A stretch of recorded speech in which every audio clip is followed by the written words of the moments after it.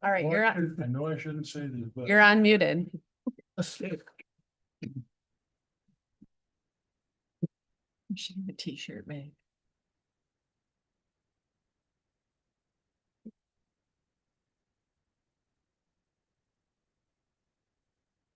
Ten 30? Yep. All right, well, good morning, and I'll welcome everybody to the special meeting of the County Commissioners for the purpose of stated on the agenda, July 21st, 10:30 in the morning. And we're in the Frank Walter House Boardroom. Roll call, please. Jeanette, Here. Markey, Present. Matthews, Here. Nye, Here. Roloffs. Here. Bauer, Here. Craig. Here. We have a quorum. Please stand, please, for the invocation and pledge, and Lynn, if you would. Okay. Please join me, Lord, please lift up our local leadership team of commissioners to seek wisdom, fairness, courage, and discernment, keeping in mind the well-being of our fellow Benzie County citizens. And help us be good stewards of our resources as we focus on our budget process today. We ask this in your son, Jesus' name. Amen. Amen. I pledge allegiance to the flag of the United States of America, and to the republic for which it stands, one nation, under God, indivisible, with liberty and justice for all. Thank you. All right, this is a special meeting, so the agenda that you have in front of you is limited to those items. Could I get an approval of the agenda, please? Nye moves to approve the agenda as presented. Sauer seconds. Thank you. Any other comments? Hearing none, all those in favor signify by saying aye. Aye. Opposed, same sign. Let's at 10:31, open up the first public comment. I'd invite anybody from the public that would like to address the commissioners. Please, you would state your name and where you live, please. Yep. If you would, we need you on the microphone in case anybody's attending. Understood. Good morning. Thank you for letting me crash your meeting.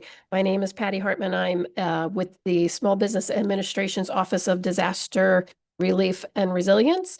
We are here in the area because Michigan was hit hard by storms back in April, floods, tornadoes, not just Benzie County, but surrounding counties. And we are here to offer assistance in the form of economic disaster loans. It's available to business owners as well as renters and property owners. For property damage, the deadline is coming up the end of August. For business owners who maybe suffered a disruption in, commerce or disruption in supply lines, the deadline is April of next year. So I'm just here to raise awareness. I'm going to be emailing all of you our press release and other information. We just want to let everybody know that we're here so that anyone can reach out who might need assistance. Very good. So thank you. And then I apologize, but I have to take a selfie to prove I was here. I'll do that. Everyone would just smile for the camera. Thank you Can all. I ask you to keep your place just for a moment? Sure. No, this is breaking protocol, but could be pretty important to our community. How do you get the word out to the community that there's this assistance available? I'm it. No, I'm not it. We have public affairs specialists who are going out across different counties, and we're doing outreach via meetings like this, as well as blasting out press releases and social media interviews with, local media. Yeah, just hoping that you all will share the information, which, as I said, I will email to all of you. I think I have everybody's email addresses, but I'll make sure that I do. So you'll all get an email from me today, and then you can share with your constituents. Post it on your county website would be great. Yeah, that would be awesome. That's how we do it. The only thing I would confirm is there seems to still be an old email list floating out there. Make sure everyone's emails are .gov, not .net. We don't Okay. use .net anymore, so make sure they say .gov. .gov will do. And I will call just to double check Okay. everybody's. Katie, I'd recommend that it go to your office and you distribute it so it gets to the right people, We can do that. including emergency management services, et cetera. That would be great. Yep. Emergency managers, county executives, yep. Okay. Appreciate the commissioners allowing me to break protocol. Thank you. Yeah, thank you. Is Is your last name Hartman? Correct. there anybody else from the public that they'd like to address the commissioners? If not, we'll close public comment. And Katie, I'm gonna turn it over to you for discussion of the balance of the budget, please. Well, I think it's the balance of the budget. Yes, I think we'll get through the rest of it today. So we still have a few folks in the room who are going to go over their budgets, and then we'll kind of get back to just going over the general fund and the other ancillary funds as a group. So the first person I'm gonna go ahead and call up is Chuck Kraus. Chuck Kraus is with the Parks and Recreation Commission. I'm putting him on the spot now. But the first thing we're gonna do is start with the hot pink thick packet, which is your general fund 101. Parks and Recreation is 101,751.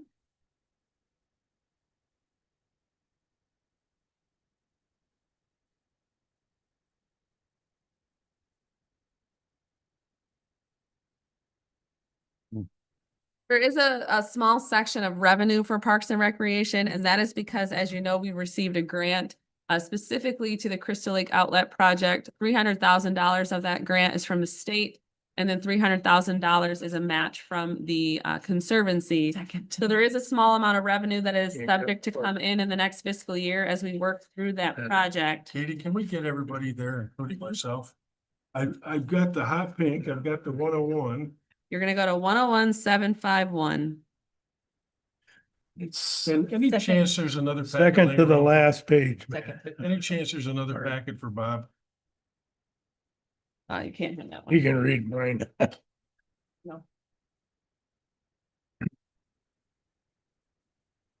Okay, thanks, Gary. I was gonna take it to you. Need all of them. That's more than all of them. We'll give them to him as he needs. Is everybody there then? All right, thank you, Katie.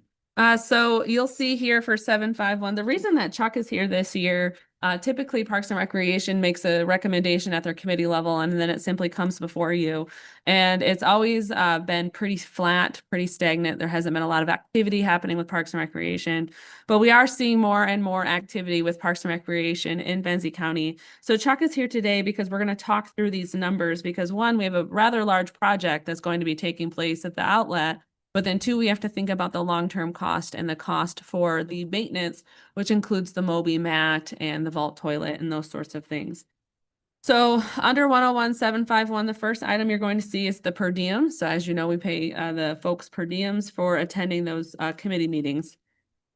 We do budget a small amount of money for office supplies, $50. Typically, there's no office supplies needed. Our office manages the Parks and Recreation Commission. So if there's copies and stuff, we just do it.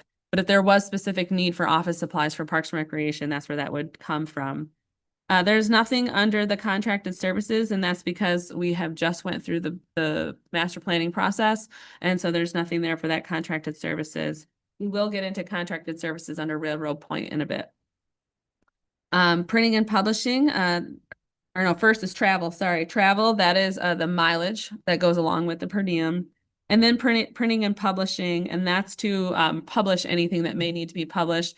I know with the Crystal Lake Outlet Project, the intent is to publish some things in the local newspaper to let folks know that the park's going to be closed and being redone, to try to get the word out there so that there's not a ton of public that are at the park during that reconstruction. And then the project expenses really is a big thing. That's for the project itself, $450,000. We've already spent some dollars to date, working with Spicer Group to work through that process. And so this is about the remainder of that project to see the project through specifically. Is there any questions to that specifically? There is a request for $1,000 for Zeta Price Park. That is not part of this. That is part of Buildings and Grounds.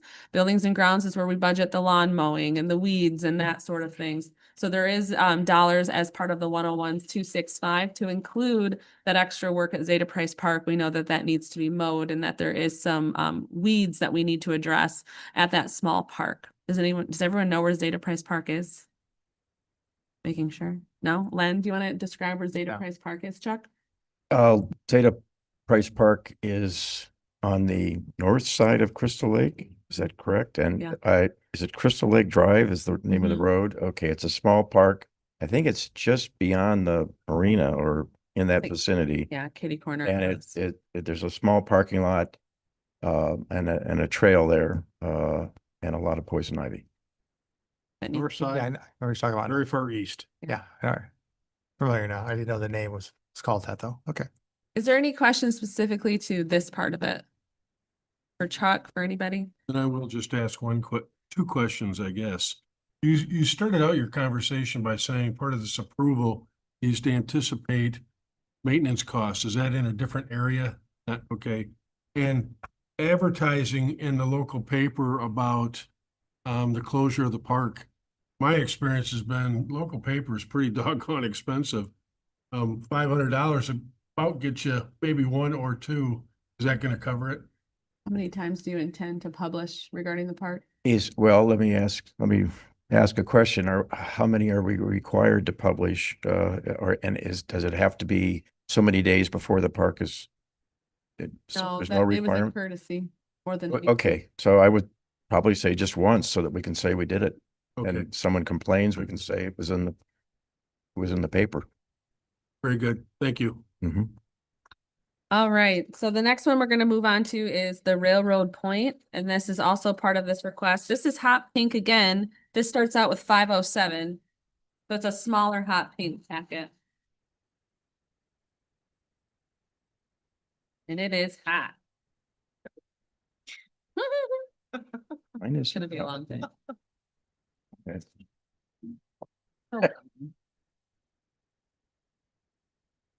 Oops. So this is where this long-term maintenance is coming about. So as you discussed before, when we were going through the project and what that project was going to look like, we talked about the Moby mat, we talked about the vault toilets, we talked about some of those trash needs that are going to be down by that park, especially as more and more folks begin to use that park once it's put out there and looks beautiful. So the Railroad Point Endowment Fund is an endowment fund that we've had for several years. Kelly, 10, 15 plus years we've had in place. These funds are held at the Grand Traverse Community Foundation in an endowment, and then each year the Community Foundation gives Benzie County the interest off those funds. At one time, when the funds were given to the county, there was an unofficial Railroad Point committee that would meet and kind of talk about those dollars for use of that year. That committee has since disbanded. The folks that were on that committee, some have passed away. They weren't replaced. And then the committee, I think, was left with just Ed and Sean at one point, Sean Johnson and Ed Hoopter. And so that committee really has been disbanded, and it's really the responsibility of Parks and Recreation and the county as to how to utilize those dollars within the confines of Railroad Point. We have not expended those dollars in a couple of years now. And so those dollars have just been racking up the fund balance within the Railroad Point Endowment Fund. Now, it's not a huge amount of money. We usually get anywhere from $4,000 to $6,000 a year, and we haven't used them in a couple of years. So we're at about a $16,000 fund balance for the Railroad Point Fund as it stands right now.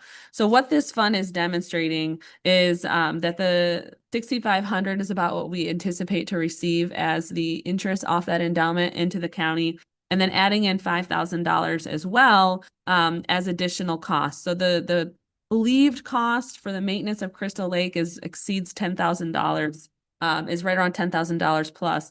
And so that's where we're budgeting for this 11.5 to be utilized then for that area there to do those. We really don't know until we've done it one year. We can get, estimates, but until we've had one season of actually doing the maintenance of that park, it's a little bit of a shot in the dark.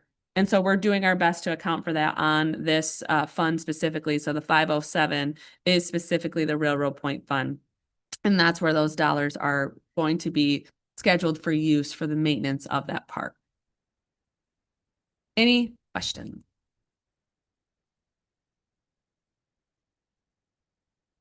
We really need to, we've already approved the project, Correct. so we're in it now. Yes. We need to anticipate that this will be an annual expense. Yes. What I'm a little confused about is what you said the balance of that endowment is? So the balance of the endowment with the Regional Community Foundation in Grand Traverse is much higher than what we're receiving. So each year, the Community Foundation gives us the interest. And over the last couple of years, Benzie County has not spent those interest dollars. So they've remained within the 507 Railroad Point Fund, which is why there's a fund balance of about $16,000 sitting there. That was my confusion. I heard you say fund balance and I associated it with the investment. The balance of the endowment. Oh, shoot. I don't have that. off the top That's of my not head. that, I mean, 6,000, if you're getting 4% on 100,000. Right. And Do you remember what it is, Kelly? I don't have it off the top of my head. I don't have it off the top of my head, but we could get that number for you. But yes, like you said, it's about $6,000. It's not a huge sum of money by any means. Any questions regarding Parks and Recreation? I do, but they're not involved with budgeting. I'm just concerned where you're gonna get your staff to take care of the parks during the summer months. Is that going to fall on the committee? It's gonna, Parks and Rec is gonna have to make those decisions, who they're going to, okay. All right. Well, then I guess the follow-up question on that is, you've anticipated it. And these dollars would cover those costs that you're anticipating. Is that right? Yes. Yes. I think it is pointed out on my sheet isn't pink, but it is broken down into various categories like pumping the toilet and seasonal insulation of the kayak dock, et cetera. And these are all estimates, and actually the park won't be open this year. It'll be constructed this year. This is for Next summer. next summer. So we'll have to adjust accordingly as we find our way through this. So you're looking at some detail we maybe don't have, is that right? Parks and Recreation broke it out for their recommendation. What you have here is the overall number. Sure. Any other comments or questions? Is that it for then Parks and Rec? Yes, because the ice skating rink, that's no longer with the county, that went over to the village. So that's it for Parks and Recreation. I do want to say on behalf of the commissioners, we know this is run almost exclusively with volunteers. And what you guys do is, we really appreciate it. This Thank you. county doesn't survive without volunteers. Thank you very much. Appreciate that. Thanks, Chuck. Thank you. I'm free to go. Unshackle them. All right. So the next fund that we're going to go through is 228, the Materials Management Fund, and Dave Schaefer is here to walk through this together. That is going to be white paper with, I guess you could call it purple and white rows. Pinkish purplish. 228. think it's purple, and then hang cut it. That ain't it.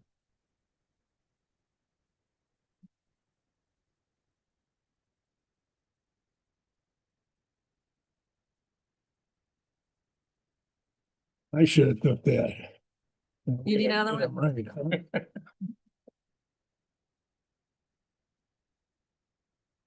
Everybody What, there? near the bottom? Yep. There, Oh. is that it? Still waiting for Gary?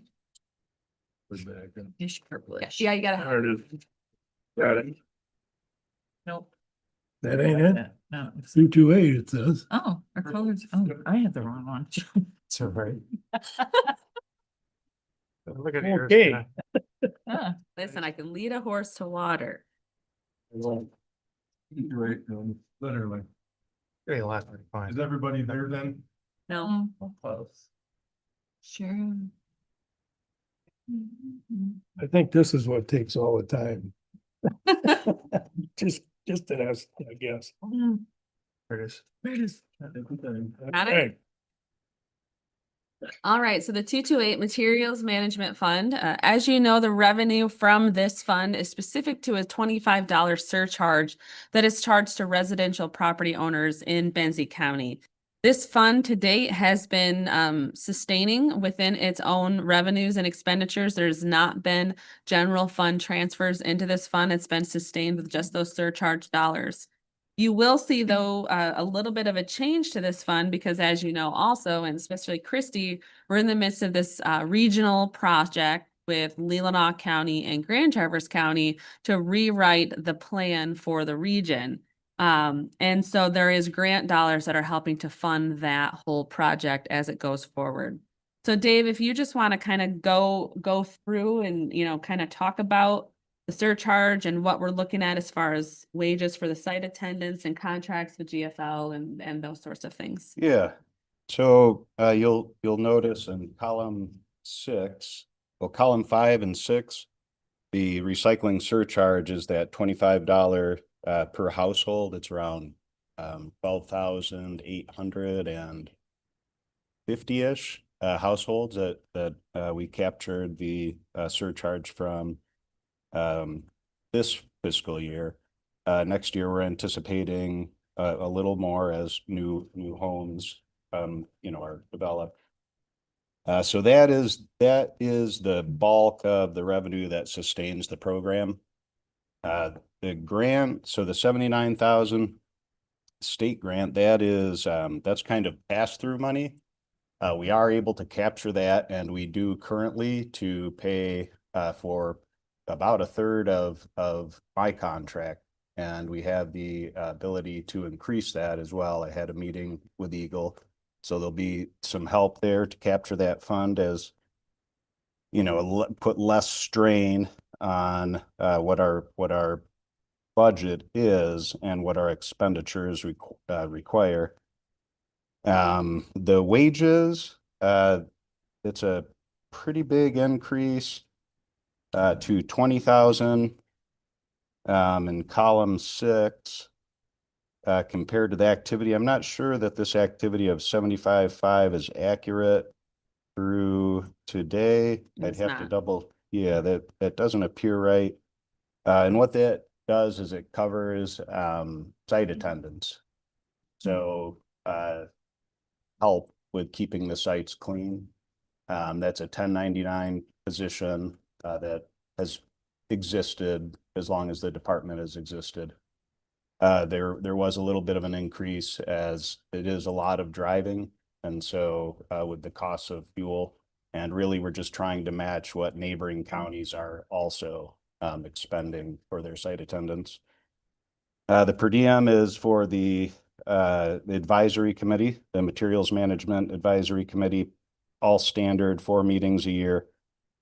Gas, oil, grease, we've really been able to minimize that expense. I've been using my own vehicle as much as possible. And then contracted services is the big one. And we're in a contract year. It's unclear what the costs will be from our hauler processor, GFL. We're working on that. I have drafted a contract. Will be in a much better position to negotiate pricing once we have a site in place in Benzonia. Right now, they're having to run 5 times a week to keep things going. I'm hoping it'll stay on par with what it has been historically. So the contracted services, the bulk of that is that expense, and then the cost to have me as a contractor to manage the department. Hazardous waste, that's you can see, so that captures our battery drop-off program and the household hazardous waste collection events, along with the electronics. So our big special collection events, that's, increasingly expensive. Yeah, I mean, we've helped a lot in some areas, and others, there's just not a whole lot of control. As we know, everything has gotten more expensive. We did a lot of equipment repair to the truck last year. I don't anticipate, although I did replace a battery yesterday or a few days ago, but I was able to get that under warranty and paid a little bit out of pocket for extra warranty. Repair and site maintenance is fairly expensive. That's snow plowing, removal, grading the sites out, new gravel. Depending on the winter, that can fluctuate. If we don't have a lot of snow, not quite as much as expended. You know, a lot of these are just kind of smaller amounts. I guess, are there any questions? Just not a big fan of our contractor there. Is there anybody else out there you can deal with, or is it a monopoly? You've got one company that can handle the volume that we're dealing with. Right, yeah, that's pretty accurate. The times that I've looked into the potential of an RFP process, most likely that would be the only reply, would be from our current contractor to an RFP. They're the most suited to handle the recycling, and there is risk in going out with an RFP because we know, 99.9% that that's going to be the only reply they could then get out of the current, Right. and Okay. and we'd see a bigger rate. Thank you. Linda? Yeah, Dave, you said that contracted services, which right now is at 288,000, includes the GFL contract and the county's contract with you. Is that correct? Yes. Can you divide those amounts out? Rough. So my current contract would equate to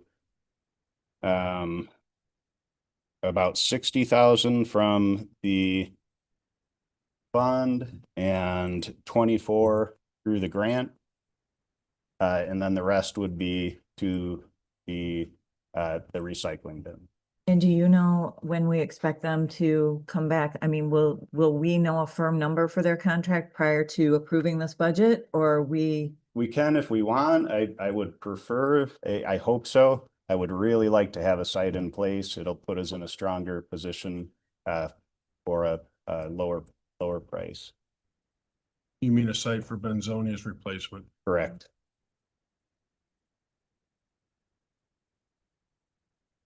One question, but it's really not about his budget.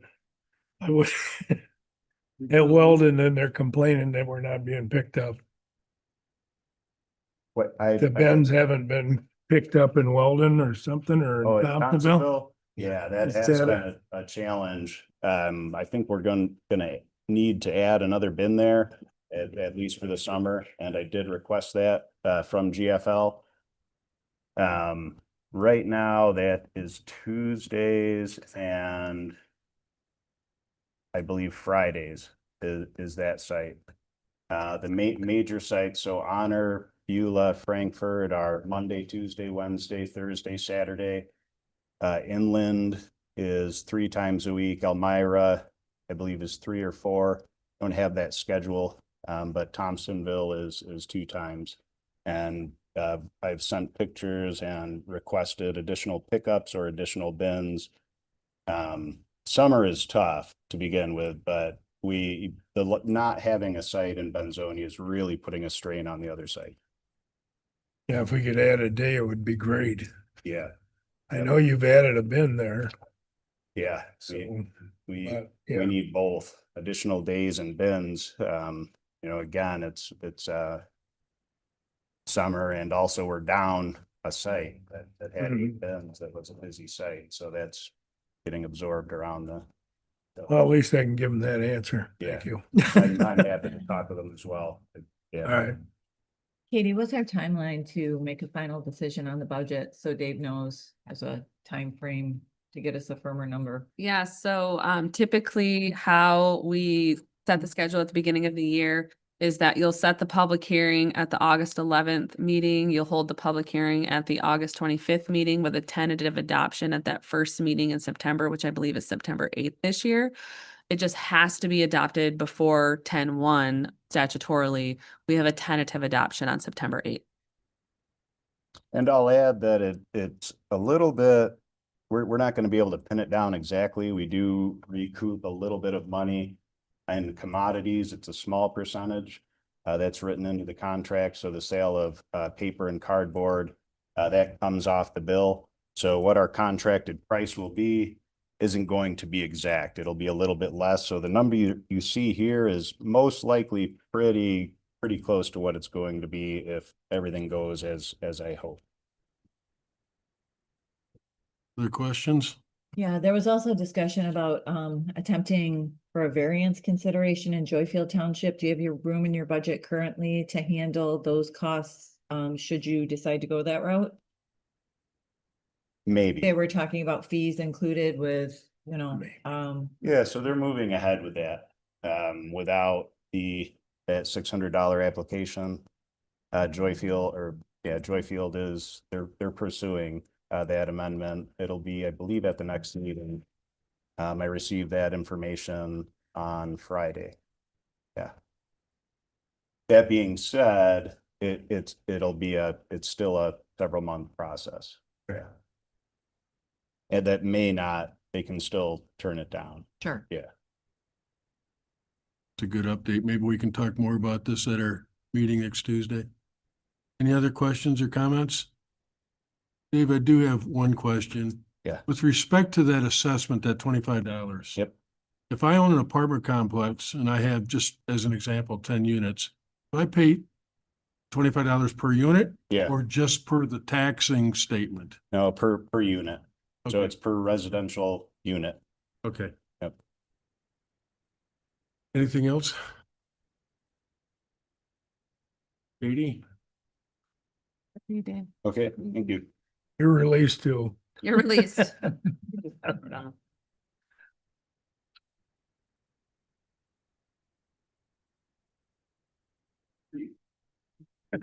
You're free to go. All right, so we are going to move on to the sheriff's office. As you know, the sheriff's office has quite a few funds to go through. So you want to start, what do you want to start with, Sheriff? 301, so 101, 301. So it's gonna be the hot pink general fund again. That's the trend, hot pink. Hot pink.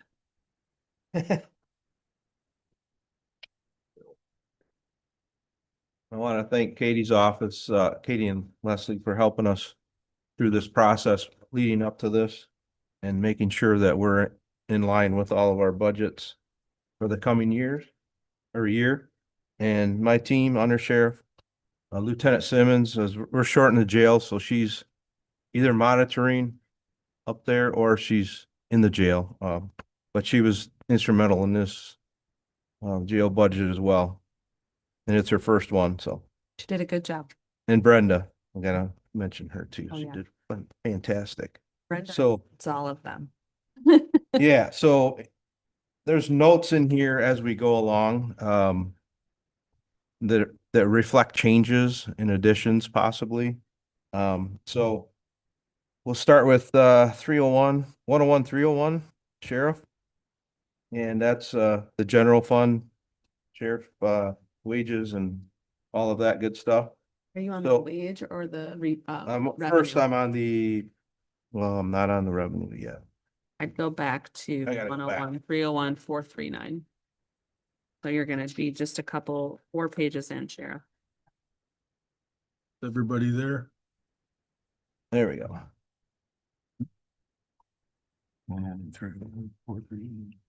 Yeah, I got ahead of myself. I love it. It's 3 pages in, I think. Everybody there? Not yet. Hold on. It's the 4th page in, I think. It is the 4th page In the in. back. The 4th page in the front. In the front. All right. Gotta help him, Rhonda. It's your turn, baby. Stephanie. Right there. Almost had it. I found 301, but it was farther back. That's the revenue. Oh, okay. Yeah, that's me too, Gary. That's where I started. I'm sorry. So revenue, on the revenue side, as you can see, the first note is the anticipated revenue from townships and villages for public safety. This is the revenue sharing that the money and historically has come to the county directly, but for whatever reason, the legislature gave it all to the townships and villages. So they're trickling in because a portion of that is supposed to come to sheriff's office in the county for services. I think it's 75%. They must, Hmm. I believe is the wording. So this was one-time funding this year that the state put forward, and it was, public safety, law enforcement, revenue fund sharing. And the county got some of those dollars, and then each of the townships got a portion of those dollars based on their statistics. Those dollars, though, are restricted and they have to be spent on specific things that our townships don't have those services. So they can be spent on some items related to fire, but then the majority of those dollars have to be spent on items related to law enforcement and public safety of the law enforcement. So those dollars really need to come to the county so that they're spent in accordance with the restrictions from the state. Used to be that we just had one revenue sharing line and the treasurer's office would record that. A couple of years back, the state said, nope, we're going to separate that. And we want to see that separate also in the budgets. So that's why you see revenue sharing under the sheriff as well as under the treasurer's office now, because they want to see the public safety side of things broken out. So that's why you see it in two spots now within our general fund as well.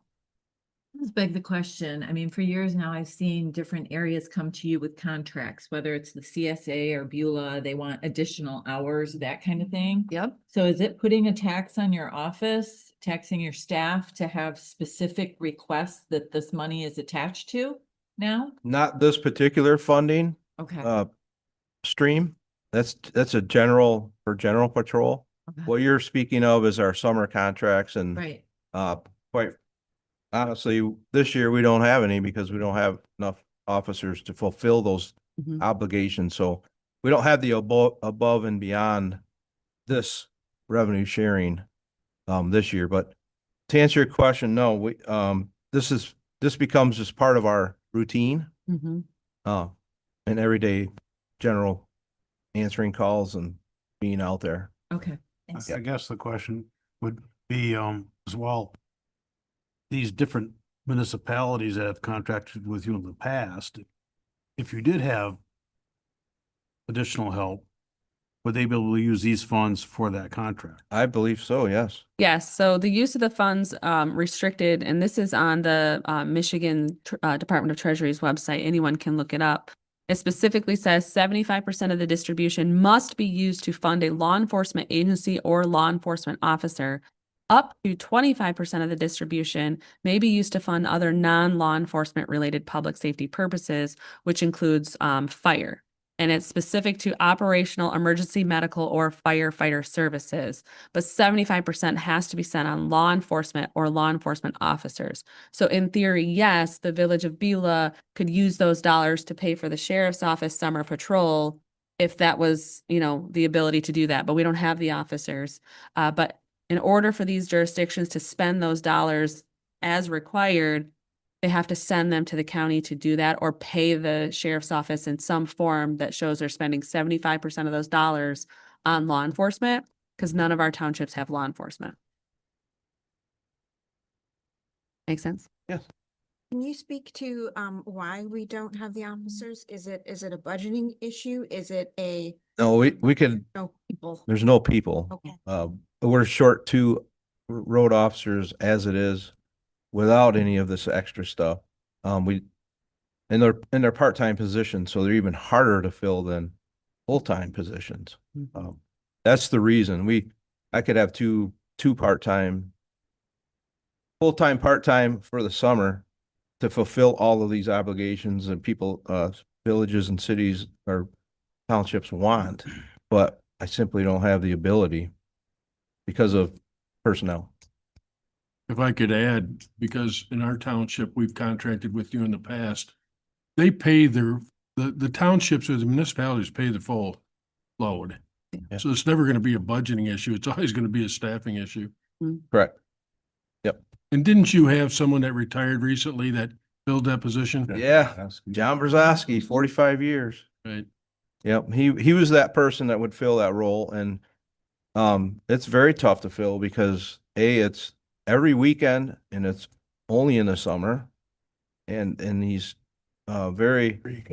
It was a couple hours here, a few hours there. I mean, it had to be very flexible. All the holidays you have to work, and all weekends, and you typically can't find somebody that wants to do that. Right. No. Somebody behind you? I see somebody behind him. I know someone that's going to be available. Yeah, I He's don't gonna think he win. thinks the same way. Yeah, don't run them out of here before we're done. Yeah, sure. Okay. Where are we at here? Recording copy fees. Yeah. I mean, Maybe the mental health officer. mental health, yeah, so, our, what do we call it now? It's crisis response deputy. We are actively, looking to fill that position. The officer that we had left last fall, for another job, and so we've had, it's been on hold. So, but we're still with Central Wellness. We're still partnered with them and the funding's there. We just have to get our person spun up in that spot. As you know, we talked about sponsoring someone in the next academy to fulfill that obligation, and that's still moving forward at this present time. So we're confident and we're hopeful that that person will get through the academy, pass everything, and come out and be part of our team and active in that role. So that's the funding here that you see. There's a note of the revenue for that position that we have not been using for a while. Any questions? So next page, we can move on to secondary road patrol 101,333. We're just gonna do the revenues first before we, I think it's easier to do that. yeah. Yeah. So again, that's a position that is partially funded by state grant, the Office of Highway Safety. And that is something that's fluid. It changes year to year based on the legislature's funding capability or what they choose to do with the funds. But that is a position that we hold and it's partially funded by that grant.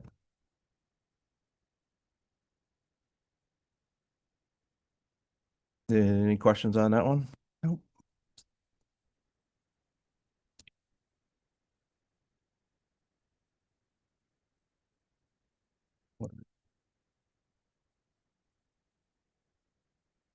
Oh, next. 101,334. There's nothing there. Oh yeah, GTO bailiff.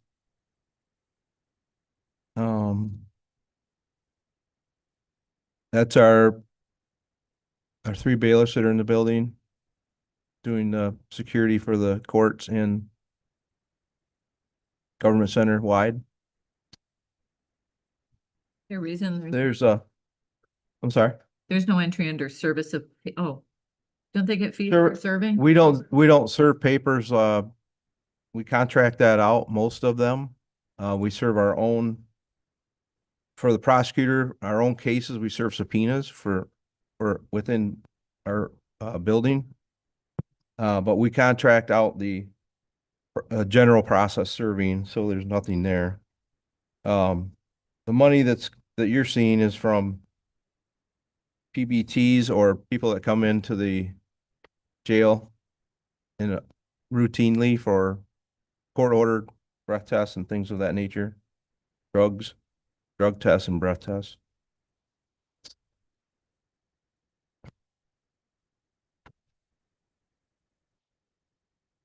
Okay. Good. Questions on that piece? Where would you like us to move to now, Sheriff? Does that take care of this? Go 9 pages forward and that'll get you to the 101,301 expenditures. Where I attempted to start. but- That's where I started.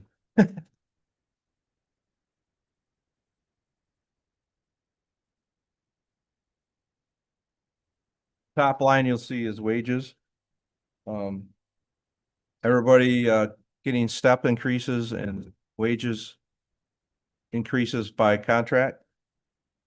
You'll see an increase there. As we move down, We talk about wages just for a second. sure. and I did, this was, I looked at this like 2 weeks ago, okay? But I have a footnote there that says that's about 10% increase over what we budgeted for this current fiscal year. Almost by $120,000. Is that a result of a renegotiated contract or what's happening there? It's going from 1,154,000 to 1,273,000. You want to respond to that? When I calculate the wages, I calculate it at full staffing as well, with step increases. So some of that might be lower should somebody come at a lower step. But I always want to make sure that those wages represent what that would be like if somebody came in at a step 3, so they can plan their budget appropriately. So that's the calculation that I use when I go through. Even though the sheriff has some vacant positions right now and some people potentially, I don't know if that is your person that's coming up, or you're counting in that 2 vacancies, or is that going to be 3 coming up July 24th? That'll be 2. So those are calculated in there, and I'm a little generous on that step. Should they come in at a step 3 rather than a step 1, so we can plan that budget accordingly. Yeah, the contract allows us to, if someone comes in with experience, the administrator and myself are able to, by contract, start someone at a step 3 if we want to. And so having that higher figure in there to begin with doesn't mean that's what we're going to do every time, but we budget for that. And then if we come under that, then we're okay with it. It also budgets for any step increases and the COLA increase, which is 3% in October 1st. And I understand having the flexibility to start somebody in the appropriate range. In fact, you'd probably rather have experience. But Yeah, if for sure. using that approach, last year you budgeted 1,154,000, and this year you're budgeting 10% over that, over last year. I'm not comparing actual to budget. I'm comparing what we budgeted last year. And if I understood your approach properly, then you would have used that same approach last year, right? Sure. I wasn't here last year, so I can't speak to that particular approach. I can go through my notes. There were some discrepancies in the spreadsheet when I was going through it of, I think, a position that was not listed in there last year, but I can verify that and look at that. But I know as I went down the list from last year's budgeting approach, there were a few discrepancies. So I made sure that we had all staffing listed that were potentially going to happen this year. The other thing that we have to account for in this is that we were fully staffed a year ago, and this year we're anticipating 3 openings. So that in and of itself fluctuates the scenario with what we just spoke of. And yeah. I understand that explanation. Yeah. But again, I'm going back to what I'm comparing it against is what you anticipated last year and what you're anticipating this year. And that's a 10% difference. I'm going to assume last year you budgeted fully staffed. This year you're hoping to budget to be fully staffed. It's a 10% increase, where our contract says 3% increase. I'm trying to reconcile that in my mind. So yeah, so the contract says 3% increase from a COLA standpoint, but then you have everyone who's still within a step scale. So then that's going to be a percentage on top of that 3%. We've also had deputies move around. So we have deputies, senior deputies who were once in another fund. So TNT and school resource, they're moving around and coming into the general fund and so forth. One specifically was the TNT officer is at the very top of her pay scale. She's now in the general fund, and one of the lowest paid officers has been moved to the TNT fund. So that's going to be a bigger bump right there into the general fund, because you have the highest paid deputy moving into the general fund. The other thing that you have to think about too is when we're looking at the overall wages and what we're budgeting, we have payouts. So as you know, we have payouts for PTO and vacation. And when you're looking at the trend of those payouts, we have to think about those things as well. And so some years people don't have a lot of payouts. Other years there's a lot of payouts for the different people. And we try to do our best to kind of take an average of what those payouts look like so that we can budget for those in the future as well. So that's why it adds to this whole thought of 3%, 5%, 10%. We're thinking about the payouts. We're looking at the movement of the staff within the different funds. We're thinking about hiring on these people, maybe at a step 3, but they could come in at a step 1. you'll recall that the road deputies really as a whole are pretty young in their work careers. So they're starting out at the bottom. And when we're thinking about when we're filling those positions, we may be thinking them at the mid. And so we're thinking about hiring them at that higher rate, which also plays into this why there's a bigger increase. Some of those step one deputies who left, we're anticipating potentially hiring those folks maybe at a step 3 as well. So the goal would be to hire people with more experience Correct. and that they start contributing more quickly. Sure. Okay. And again, there are contractual issues where there's mid-year step increases, or depending on their anniversary date, you know, that they get a step increase if they're still in that scale. And as well as the contracted opener where it's 3% or whatever it might be in October or certain, you know, at a certain given time. Okay, we can move on.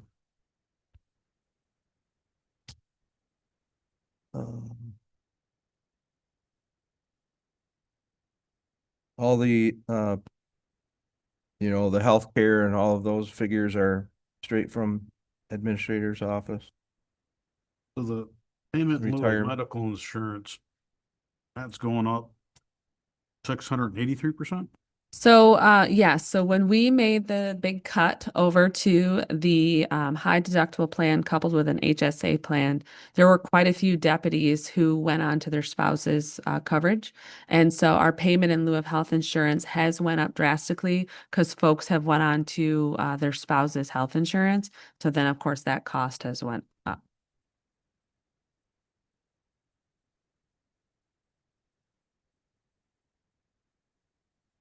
That one's tough for me because they're not on our health insurance, so totally we should be saving money on that. So the contract specifically says that they receive a payment in lieu of on every check. So we're giving them those dollars, yes. But yeah, in theory, we should be saving money then on health Theory, we're insurance not costs. paying 12,000. But health insurance, it's sometimes a crapshoot, and we don't know what our percentages are going to be year to year. Thankfully, we were at about an 8% this year, but you'll recall the year prior it was 42%. And so, So in theory, you might be paying a little more for payment in lieu, correct.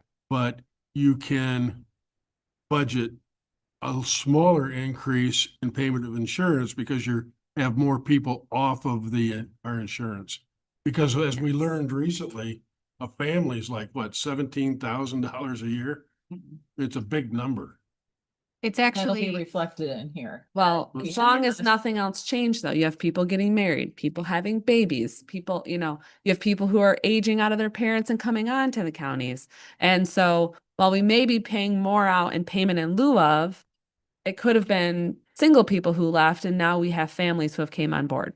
And if So- you're Be hiring, able to, I'm sorry. no, my fault. We should be able to track that though. Yes, And know, yes. because I'm curious now. I would like to know Yeah. what brackets are increasing and how many went to payment in lieu Mhm. and got off, because that's significant. That, you know, Tim's percentage is Mhm. very big. Mhm. and additionally, when I project the numbers for the health insurance for the vacancies, I project them at the family insurance cost, not the singles. So, and Gallagher Benefits will be here next week to talk to us.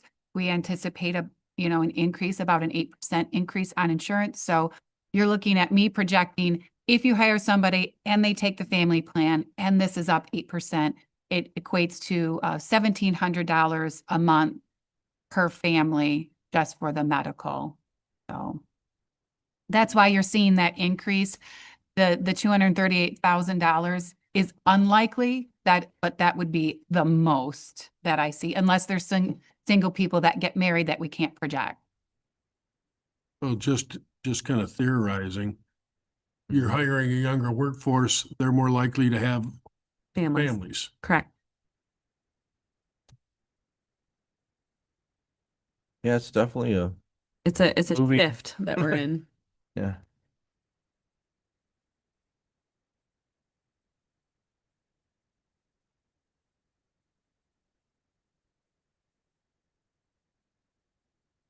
as we go down, any other, Scheduled overtime is going up by 33%. Is that you're planning to additional overtime? This is scheduled overtime.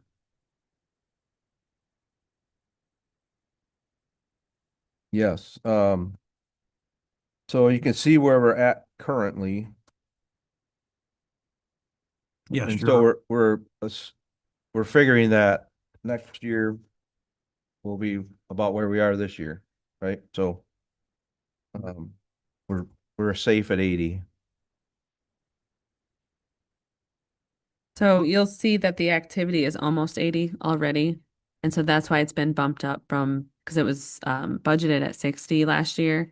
And we bumped it to 80 because we're already at activity of 76. So those, We have a lot of vacancies.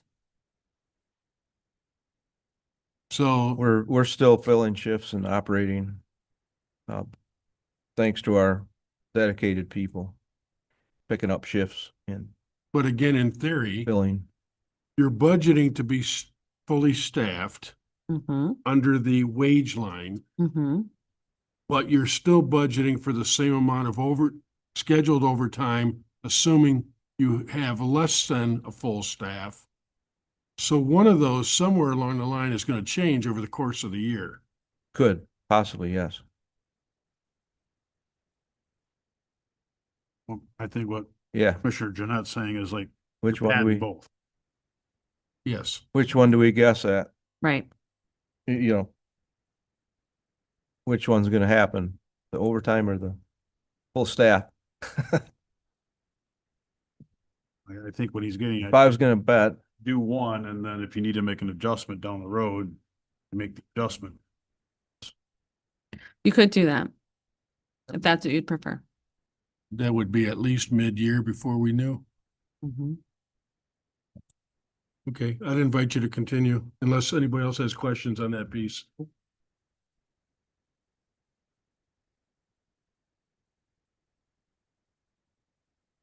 I think we've talked at length about the county sheriff to DC in previous budget. That is correct. I don't know That's why it how looks often we so gotta different. beat that horse.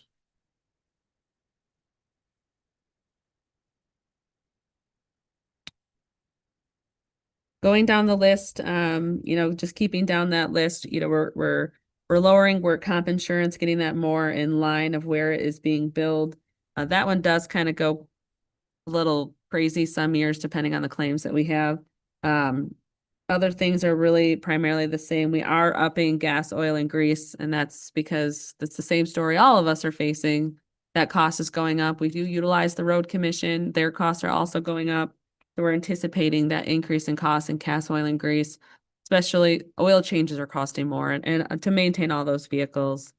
Vehicle repairs. Before you leave that, Mhm. that's one of those where I'm wondering if we've budgeted even enough. Well, we're at 53 from a utilization at this point, and so we Yeah, felt that's- budging. That's almost with 3 months left. yeah. I just say, Yeah. pay gonna be attention close. to that. Yeah. I would like to think it's gonna come down, but We would like to think it's gonna come down. I'd like to think so too, but I don't think Just it'll like come down wages. as fast as we think it will. That's all I share. And well, I'm afraid that's not gonna matter. And it's not like we can pull these guys off the road, Right. so. Um, all right, I I'd just wanted like to to point think it we out. need less overtime too, but well, Getting down to contracted services, that one has increased a little bit because we do have new vendors for VPN and Power DMS. Power DMS is a vendor that the board approved some time ago for law enforcement and others to utilize for their staffing. This is Power DMS is holding the policies within the platform. It's an acknowledgement process, HR related. So that's why that's a little bit higher. Moving on into Returning the page. turning the page. All right. turning the page, things are pretty flat, down to employee physicals. That cost is increasing a little bit. The big thing for that is every time you bring on a new person, you're paying for an employee physical. And knowing that we have several vacancies, we know that that cost is going to be there for us. Well, Katie, you said it's going up, but ours, I show it going down. Am I on the wrong line here? It's going from last year budgeted 2,800 to 2,500. I should have brought the straight edge apparently. Dues have gone up. Dues have 25%. gone up, yeah. And then employee physicals is going down, sorry. I need a straight edge. Trainings in schools, that is gone up $300. Got it? What is Leams? Liams, can you explain that, Sheriff? Yes. Where do you see that? Schools. Right under trainings in schools. Chief, whatever it is. Well, yeah, There's but- there's nothing there. It used to be it was a reporting system. Management system. Yeah, we, Law enforcement accounting management system. the state was gonna go to it and we were gonna get on board and it never happened. So, Well, that's good. Interesting. I've never heard of that term, so I was just curious. yeah, it's an acronym for something. Go get donuts. They're all acronyms. Law Sit enforcement, down here, yeah. something, management. Equipment is the same. Physical training, the same, and patrol cars is the same. That's radio. So overall for the sheriff's office, it's a decrease in their overall department budget. Yeah, but that's because of the DC coming out. That's the big reason. That's a big one. So the next one is the secondary road patrol. That's 333, so just down that page. And that, if you remember, that was we talked about the revenue, the grant, that's a grant through the state that pays for part of that. And then the general fund picks up the remaining cost of that officer. And that's all. That's reflected here. Ask how many road patrol folks we have? One for secondary roads. Yep, one is assigned to that.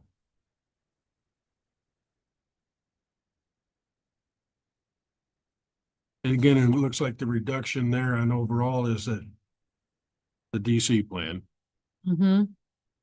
Katie, and I realize that we're doing it differently now in how we record for the DB.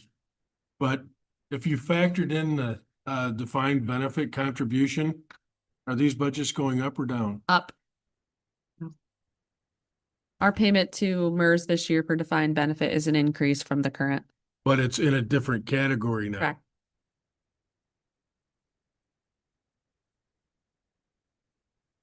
Do you want to do 334? Yep. GTO, bailiffs. This is the budget for the 3 part-time bailiffs. Wages.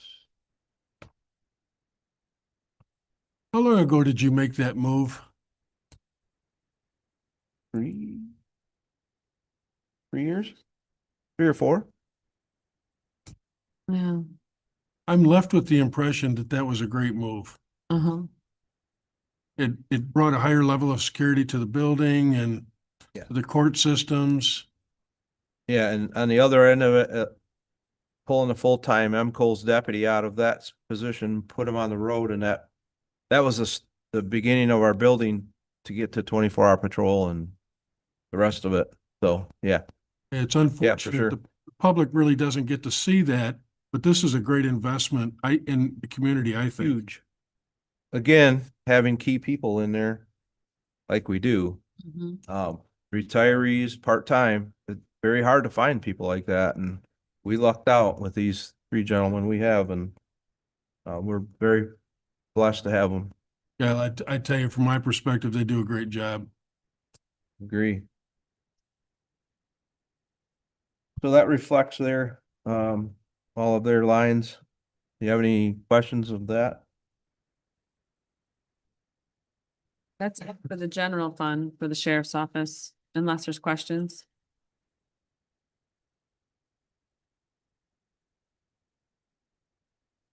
Where are we headed?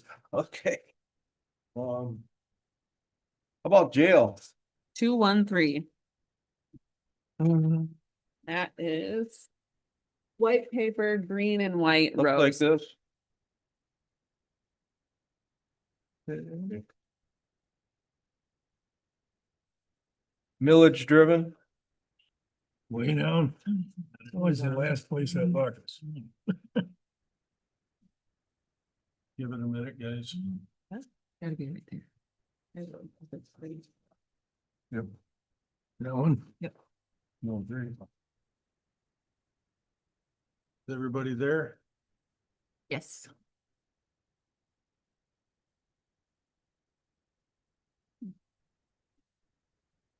Okay. All right. So as the sheriff has indicated, this is a millage driven fund. So the jail fund is on the ballot for August. However, the August request is for the 27 forward tax year. So we're in our final levy of the current millage right now. And column 8 reflects the anticipated revenue from that millage. It is a rolled back amount. The millage has rolled back from the original, so about $2.4 million for the jail and tax revenue specifically. Looking at the revenue as a key highlight, the one item that maybe will catch you off guard a little bit is the decrease in prisoner board reimbursements.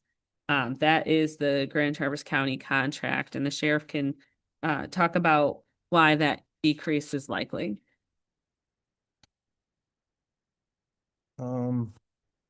Well, that's another fluctuating thing.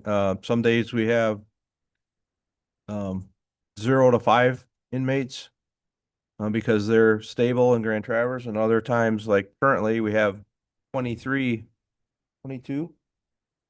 or 23 inmates in there currently from Grand Traverse. So we have 43 today total up there, which is more than we've had in many months. But the Grand Traverse aspect of it is the moving, fluctuating thing. We never know what we're going to get from them. 48 is max, right? 48 is max, yes. And we have folks up there that we have to, sometimes we can't have a max because there are people that can't be together or no contact. So there's a lot of integral things that dictate whether or not we can be full or not. So, but yeah, we're doing, we're busy up there and very full right now, if compared to what we're used to. So What's happening that you think you're gonna have that much less revenue? just I think the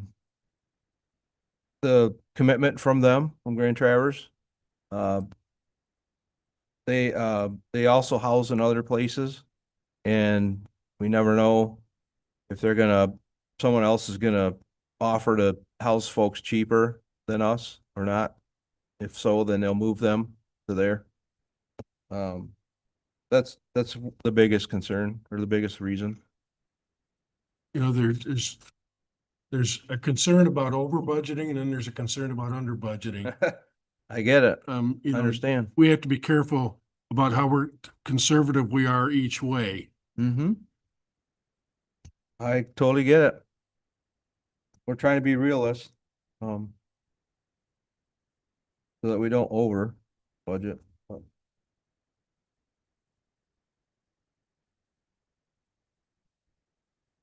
That's the biggest thing I can say about that particular line. So going down the list, as far as revenues goes, it is a slight decrease in the overall revenue anticipated for the jail specifically. Liability and property insurance does look like a decrease, and that is because last year it was misbudgeted, and so we've recognized that and fixed that on this end. Turning the page on. Wait a second, Katie, say that one more time. So the liability and property or liability and building insurance was misbudgeted. So we budgeted at a 12-month and it was a 10-month transition. And so that number didn't get brought down last fiscal year. But now it's being corrected.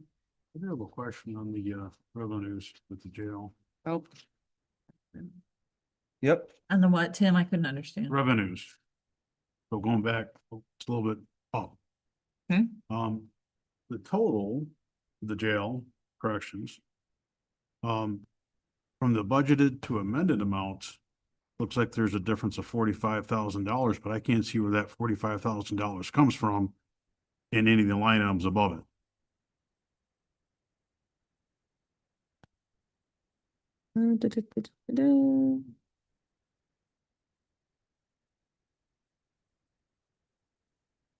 Let me pull the I can't see it detail. either. Hold on.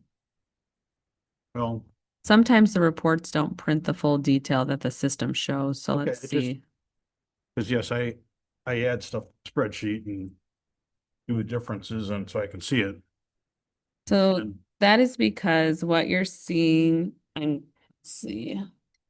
So the amended to the original doesn't always match the activity, which is also part of it. She said so. So you're wanting to see why column 5 is less than column 6, right? Is that where we're at? yeah, Yeah. and you just above it, everything else zeroes out nicely and Right. That is because you're not seeing, for some reason, and that's a report issue, you're not seeing the budgeted use of fund balance that I'm seeing here on the system. Weirdly enough, okay, well, that's, huh. That's a BSNA problem. Yeah, cause see, there it is. So I can see here on the system, there was a budgeted use of fund balance, and that's factoring into that. But for some reason, it didn't print on the report that was downloaded. so In the amendment, Yeah, amended budget. isn't that interesting?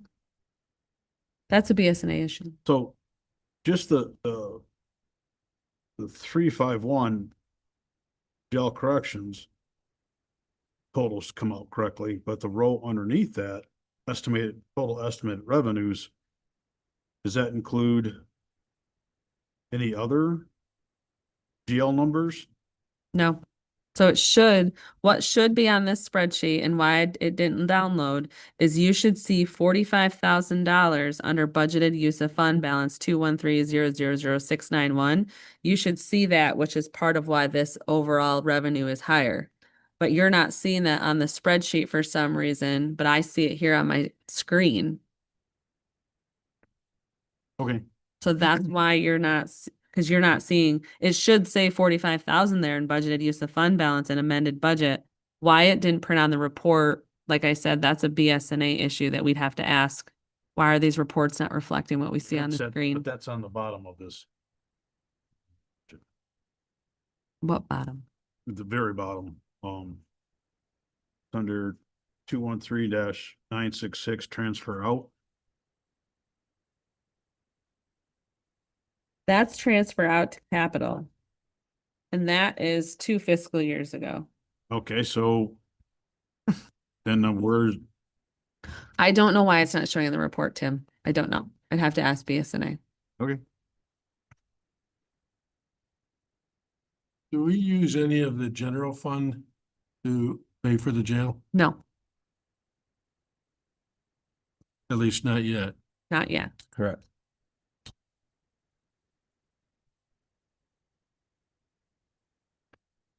Well, Is there, I don't want to belabor this, but since Tim took the time to identify that, it brings into question right away everything we're looking at. 100%, You know, is there something missing that we should have been seeing? right?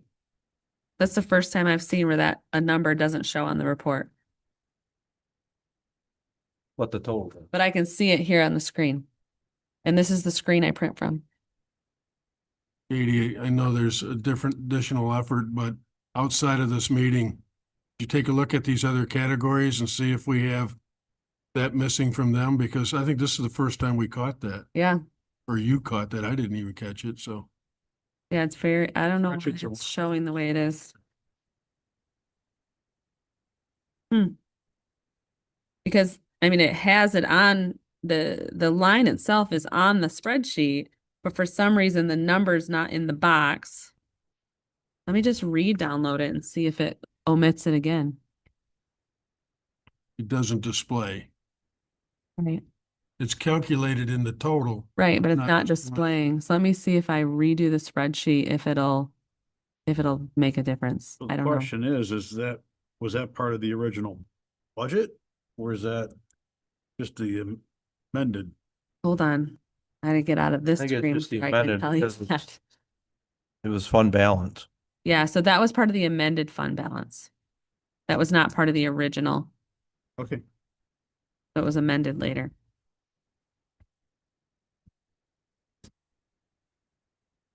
And the transfer in was to cover,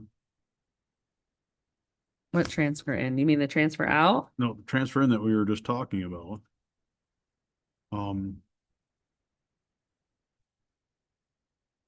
Are we gonna see that? I mean,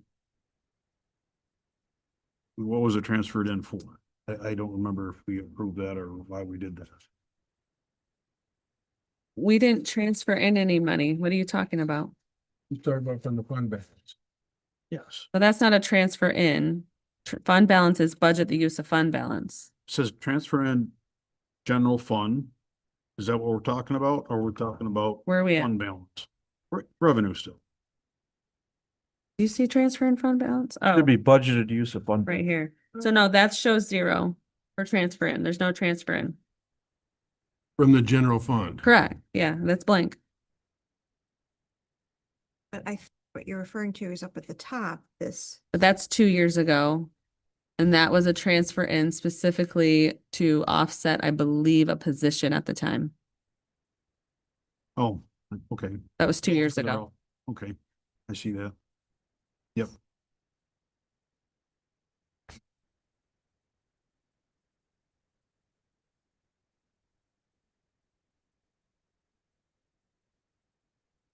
Anything else on that? Where are we headed? We're headed to The second page. page 2.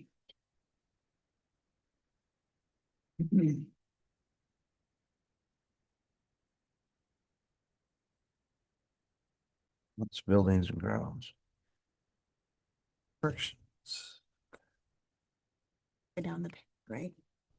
So the second page, yeah, so the second page, 213, that's buildings and grounds. So that's the maintenance person and the things that they're doing for the jail up there.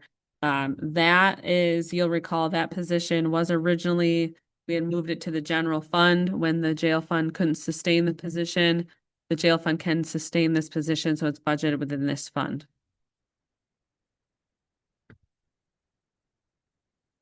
And that really is specific to a person. And then we go down into supplies, equipment, garbage pickup, those sorts of things. All of those items are separated out through a cost allocation because the sheriff's office is more than just the jail. The sheriff's office is sheriff's office administration, central dispatch, emergency management, and so forth. And so all of these different shared services, so if it's a utility for the building or garbage for the building, those total costs are separated out between funds. So if there's a general fund service, emergency management, part of that overall is coming out of the general fund, part of that's coming out of dispatch, part of that's coming out of the jail fund. The jail millage should not support the entire operation of that building because there are other services within that building. So there is a cost allocation that's assigned. So while these numbers, you know, water and sewer, maybe that looks a little small given the state of affairs of water, sewer in the village, that's because that is a portion of that overall bill that's coming to Benzie County. The other portions of those bills are coming out of other funds.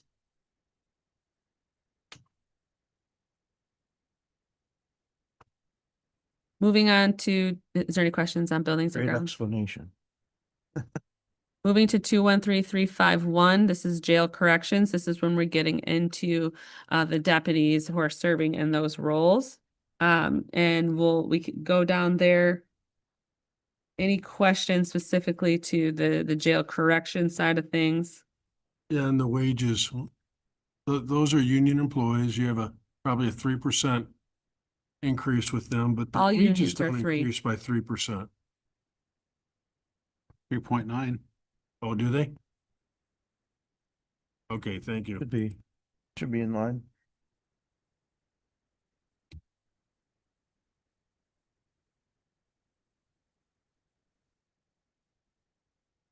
So you'll see the retirement in this one. You can see DB and DC. That's because it's all contained within the jail fund. In the general fund, we put the DB portion within central services because it covers so many different services within the general fund.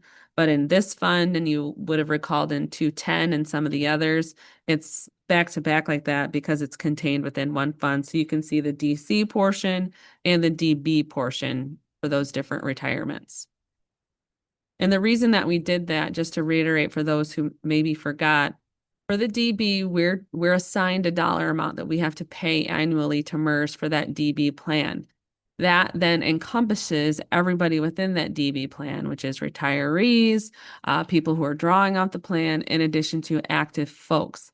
And if we're paying that at face value, it wasn't being cost allocated appropriately, because in theory, the division that says sheriff's office should all be sheriff's office.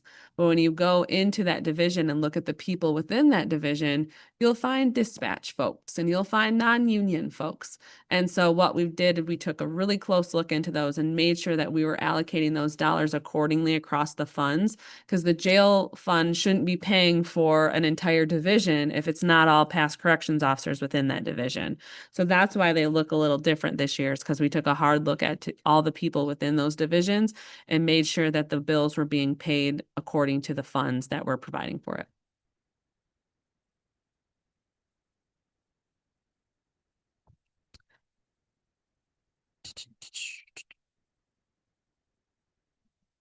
Anything else on that page? I don't think so. No.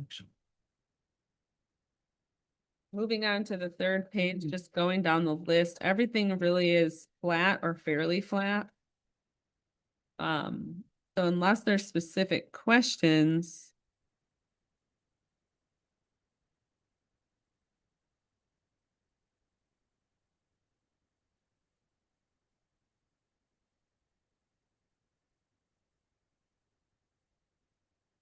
Any questions? Anything stand out?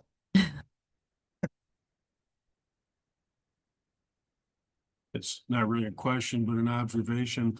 The medical cost for inmates.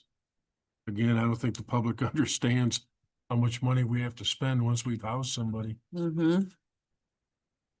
Yes.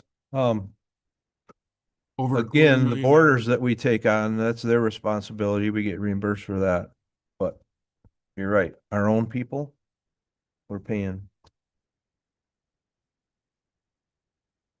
Right, we pay the freight for those folks that are housed within the jail. We pay their medical benefits all the way up until delivering babies sometimes. And that's a requirement. We can't get out of that. That's a federal issue. And I know that the state is constantly working on it because it is a concern across Michigan for all counties. We're not alone in this. We don't know what's coming into the jail. And so the cost for that can be extremely high sometimes. And so it is an issue at the state level. They are working through that, trying to figure out a way to alleviate some of the stress of paying for those things to the counties. They haven't made it too far. It involves DHHS as well, because Medicaid and Medicare is tied to it too. And there's some give and take that would need to happen at the state level by DHHS. And so far, the pressure given is not making them inclined to take that hit per se to the overall. And so we haven't made a lot of headway on that. And so hopefully in the future that is going to be something that counties will be able to see some of the savings for. But until there's those changes at the state and federal level, county taxpayers through the county are paying for the inmates within every county jail. I know when I became a commissioner, that was one of the things that I learned that immediately just really shocked me, that upon becoming incarcerated, before the determination of guilt or innocence, benefits were lost. Yep. And the cost came to the county. It's very, very shocking. Very much. That is on Mac's platform to try to get it so what they can be covered under Medicaid. They were looking at a waiver at one point. There's just a handful of states that have been able to obtain what is called a waiver through Medicaid. And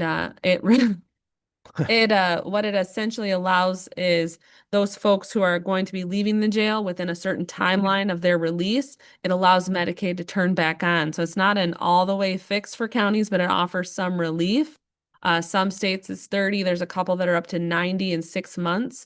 And it offers relief to the county. Now, it doesn't completely fix the issue because if someone's in the jail for 12 months and the waiver is good for 90 days, you're still paying for 9 months of that care, but at least offer some relief to the counties if it were to be approved, that waiver. But again, you have to get agreement from DHHS, which means there's some give and take in the relationship. And it sounds like that give hasn't been very willing at the state level. There can also be a VA component too for veterans. Yep. Have to deal with. Yeah, the state and federal government's just found a way to shift the responsibility. 100%. Because this represents more than 10% of your expenses. Yeah. It's big.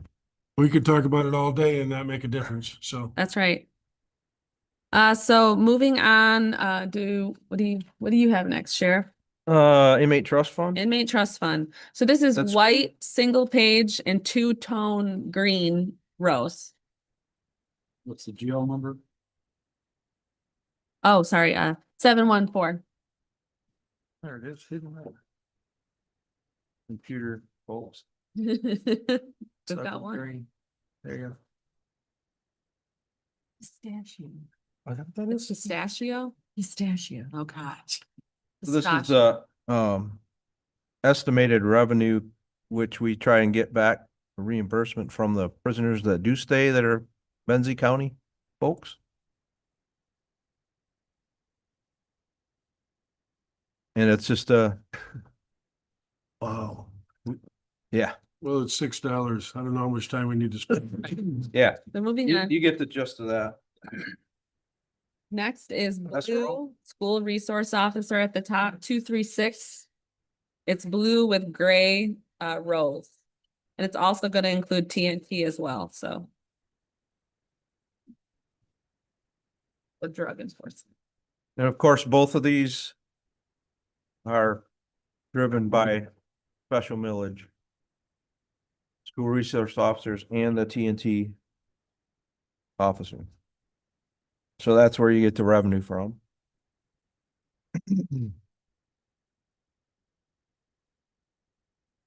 Based on a host of things. The one thing I'll note with the TNT, and so the first part of it, school resource, that's an active millage, it's still on the books. This is a promised millage to be wrapped in if the millage were to pass in August. But as it stands, it's budgeted as if we're levying. Moving on into TNT, which is starting on the second page of that packet. Sorry. I got a question. How is it that if that's a special millage, why are you looking at collecting so much less this coming year than this current year? What? If you look at total estimated revenues, let me understand, I'm missing something here. We bought a car last year. Yeah, but this is still revenues. I'm showing, unless I'm looking at this wrong, it We're says not- about 408,000 and we're budgeting this year 346,000. Because there's no use of fund balance. So this one showed fund balance, Yeah, same issue we had. but in a last- completely different section. Only it appears. Gotcha. Mysteriously. So moving on to the TNT, which is 265, which starts on the second page. This is where you see it looks a little different. The TNT millage has expired. That expired with the 2025 tax year. There's no millage for TNT. So this budget is being balanced with the use of their fund balance. It's exhausting the fund balance to balance that TNT budget. If the millage does fail, this is one that there is no more levy for. It would be up to the county to put it back before the voters as a special millage if that was the request. But as of right now, there's no possible levy for TNT. It expired with the 2025 tax year, and we're exhausting the fund balance to balance that budget. This is one of those examples where officers have moved around. Special duties assigned do change here and there in the sheriff's office. And this TNT did have one of the highest paid deputies within that fund, and now it is one of the earlier careered folks within the sheriff's office. And so it is a little lower than it was in the past because that person is not on the maximum step. Yeah, position is 2 to 4 years transferred in and out, changed by people, by deputies. And for the benefit of the public and those that aren't aware, this is kind of a shared relationship with surrounding counties. Correct. It's headed up by the state MSP. And then each county, municipality in our region contributes to that team. We've been fortunate to have this millage driven because a lot of other agencies don't. And when the budgets get tight, the first thing they do is pull the TNT person off the team, which hurts everyone. And it happens in schools as well. So we're, my opinion, we're way above by having these things and asking the public to fund them because they're that important to our community. And this represents, our share of the partnership is one dedicated employee. Correct. We could hardly cover drug enforcement in our community with one person. That is 100% true. Again, just for But the benefit team of- is doing very well in our community, we might add. They're active and doing very well here. just for the benefit of anybody that would care. If our partnership, we end up with how many people dedicated to this if we have an issue in Benzie County? 40 Yeah. probably total. We get a big benefit from this. There's like 28, I believe, entities involved, and some have, like MSP has,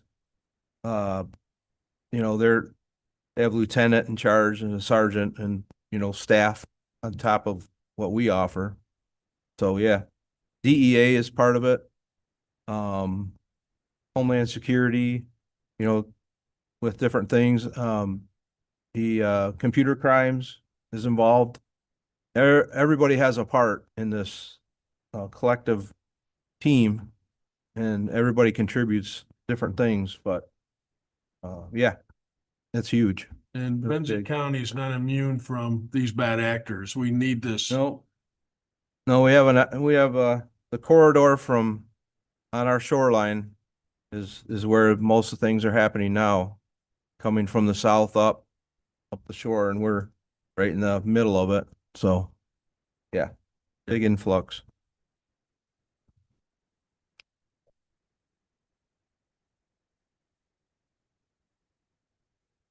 Is there any other questions on that? Otherwise, we'll move on to Fund 214 Benzie Kids. It's green with gray rows. You said 214, right? Yep, starts with 214. It also includes seasonal road patrol and snowmobile. But for Tim's purposes, 214 is the first number.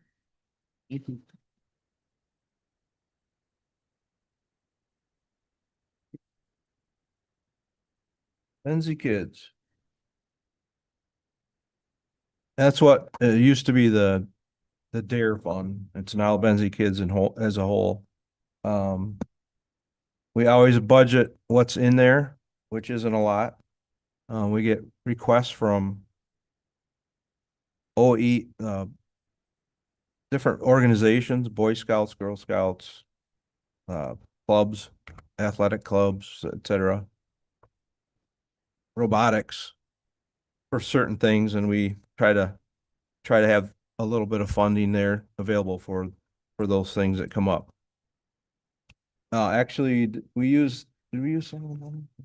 We use some of this fund, this fund, this current year for the youth academy. That's my question. To supply uniform shirts and name tags and things like that. So, that's what we do with this particular fund.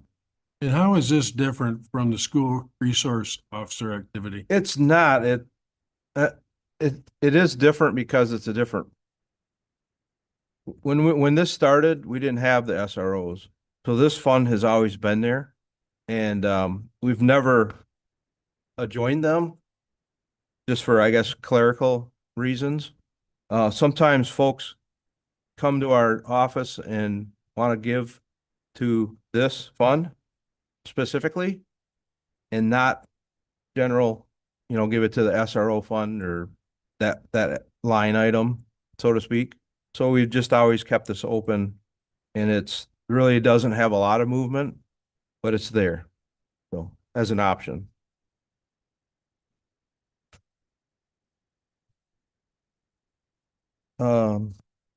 Seasonal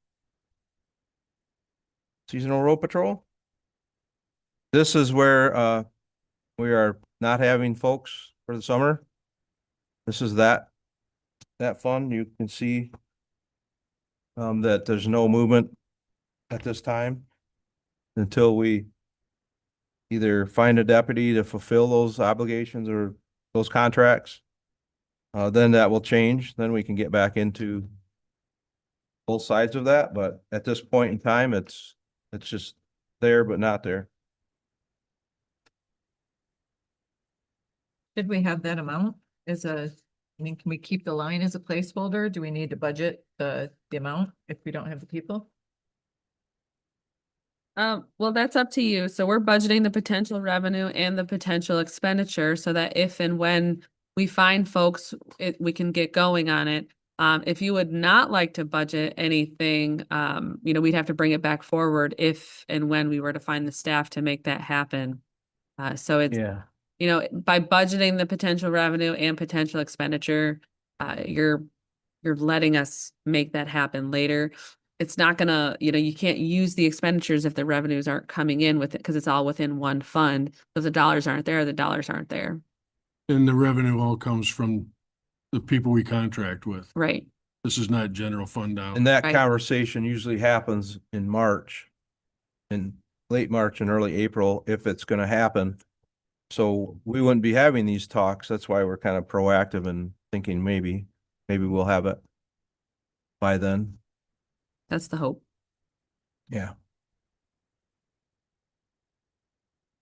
Snowmobile. Snowmobile Patrol, state grant. You can see that, 12,999.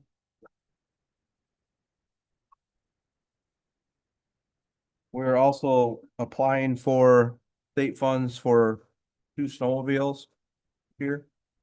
I don't know if that's in this or the capital, but It's within. it's in here. I think it's also noted in the capital. But that's, we're not sure if that's gonna happen, and it's funding from the state, no cost to the county for that.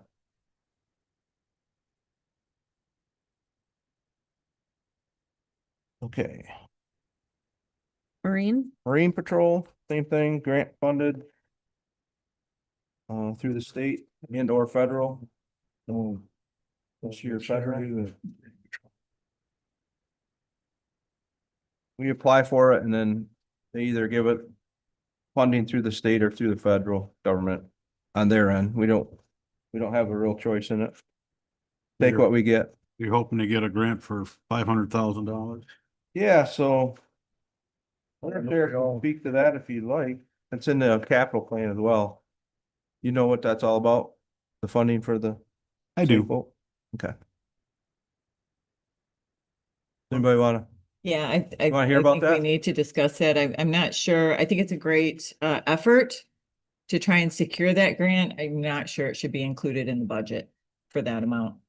I think the reason it's included in the budget is so that we have a placeholder if we do get that. So that it's there. We're not requesting that from the public or from the budget, but we have that placeholder in case we do receive that grant. Then we can have a place to put that.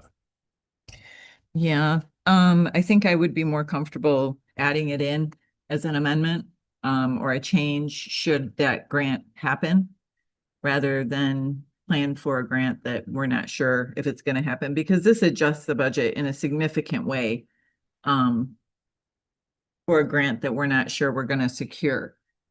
I'm interested in everybody else's thoughts, but that's my position. I don't think it belongs here in the budget.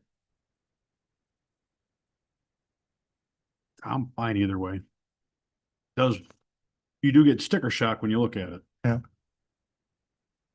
How would the public perceive this? That we're sitting on $500,000?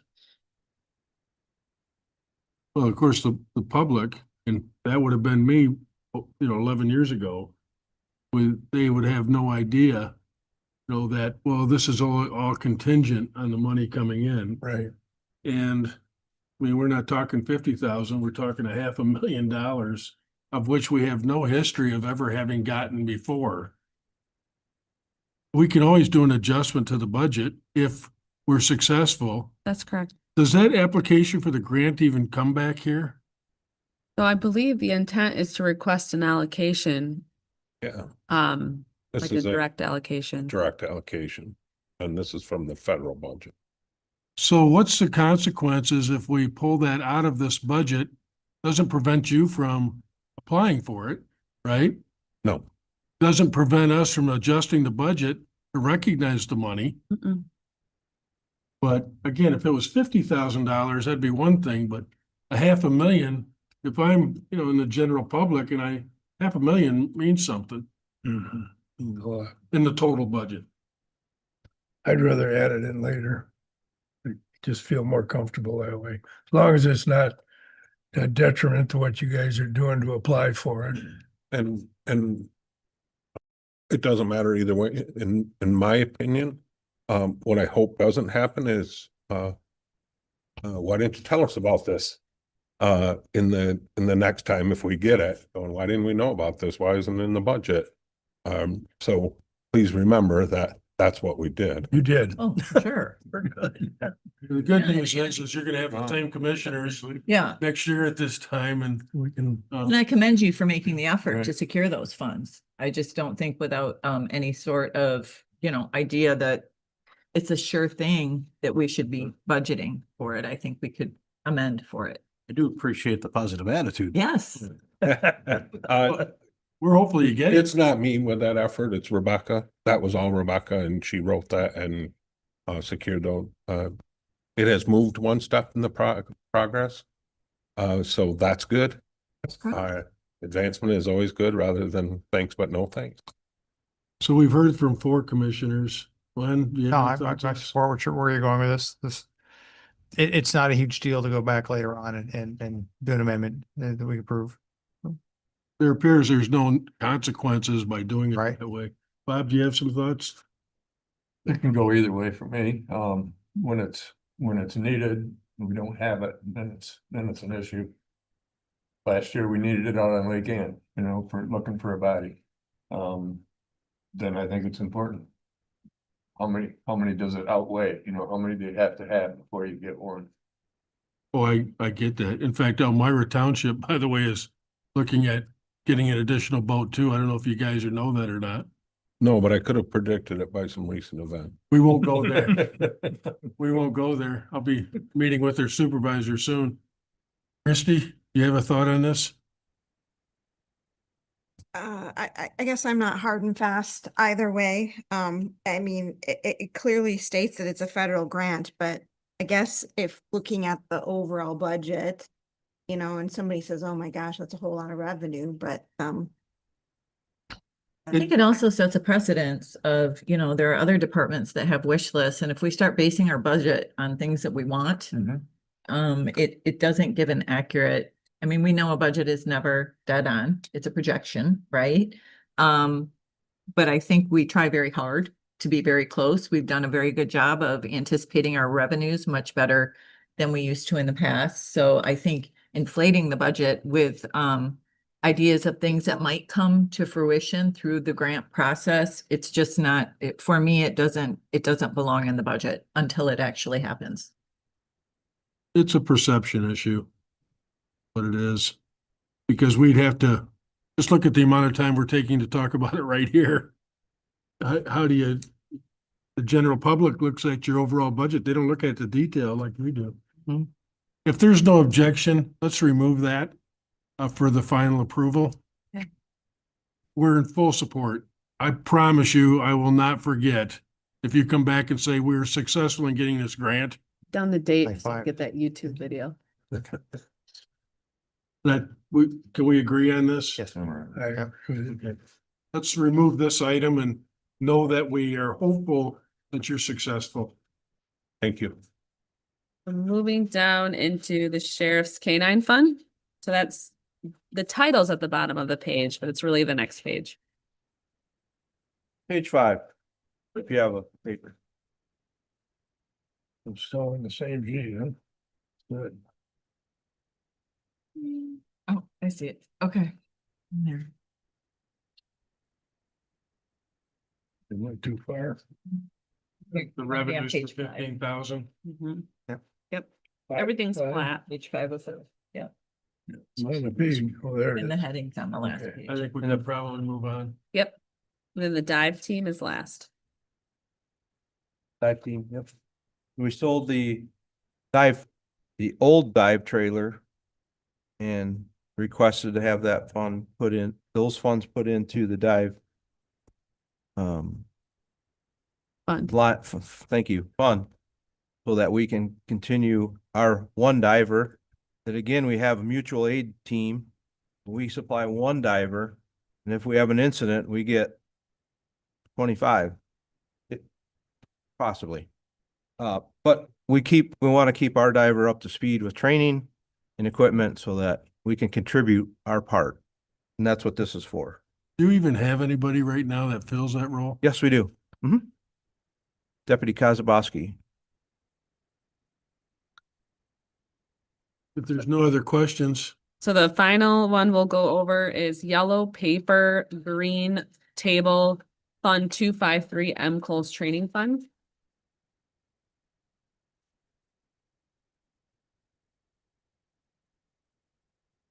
And do you want to talk?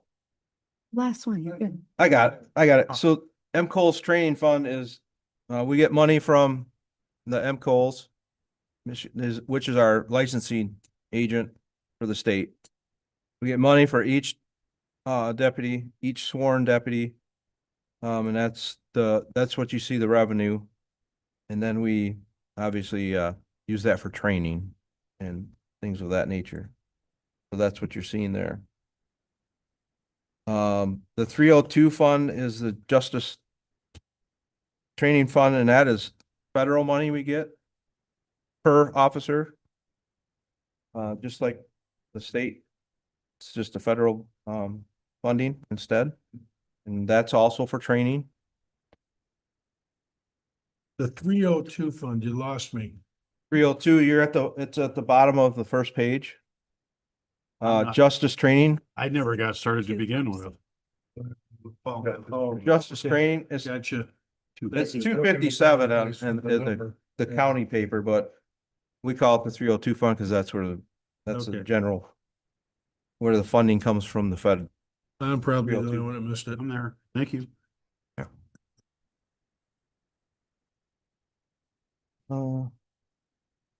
That's dispatch. Local corrections officer, you look at the bottom of page 264, that's a revenue coming in for our corrections officers. That's through the state as well, just like the MCOLs, only it's specifically for corrections officers that are certified. Training funds for them.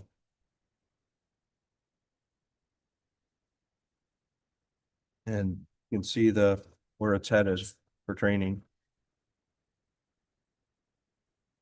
Any questions on that? So this is gonna show the fact that I don't know much about this business, but we know that we need additional staff. We do at least reimburse people for going through training and education, right? Okay, yes, of course. Yeah. Is that enough? Well, this is what we are allotted. This is not what, we don't get to ask for more or less. Right. Per officer, this is what we get from these divisions, I got you. if that makes sense. This is We have simply, we have other training funds available on the other parts of the budget as well. Yeah, Thank so you. This is just showing what is coming in from these other revenue sources and that's being used for that particular purpose. okay. We're Yeah. required to have separate funds for certain training funds that come to us for sheriff's office and dispatch and others. So it almost seems a little silly. We have all these little funds of 7,000, 9,000, 10,000. We're required to have those funds restricted in a special fund. But then also within the 101, 301, there's a trainings line that pays for the additional training. Same with dispatch and the others. We budget for professional development. We believe that's very, very important. These funds are required to be in a restricted special fund in accordance with the restrictions of those dollars. So that's why it seems a little cumbersome. Why don't we just throw all the training in one big bucket? We can't. Well, because it's labeled training fund, I guess I wanted to emphasize the fact that this is only a portion of what it Yeah. costs us to train somebody. Yeah, and we have to keep separate records of all of these. Mm. When they go out, training was used for this. So all of these, we have to answer to these folks that give us this money Mhm. with reports on back, what do we use it for? And who do we use it on? Okay. Thank you for the clarification. Absolutely. So that is it for the sheriff's office outside of we're going to go through the capital fund today. And so they have additional items to talk about within the capital. So I'll leave it to you if you want to jump right in, or do you want to take a break, or it's been about 2 hours. We've been, yeah. Two. Anybody object to taking maybe a 5-minute break or so? Yeah, me, All I right. get a picture. That's it? You gotta go?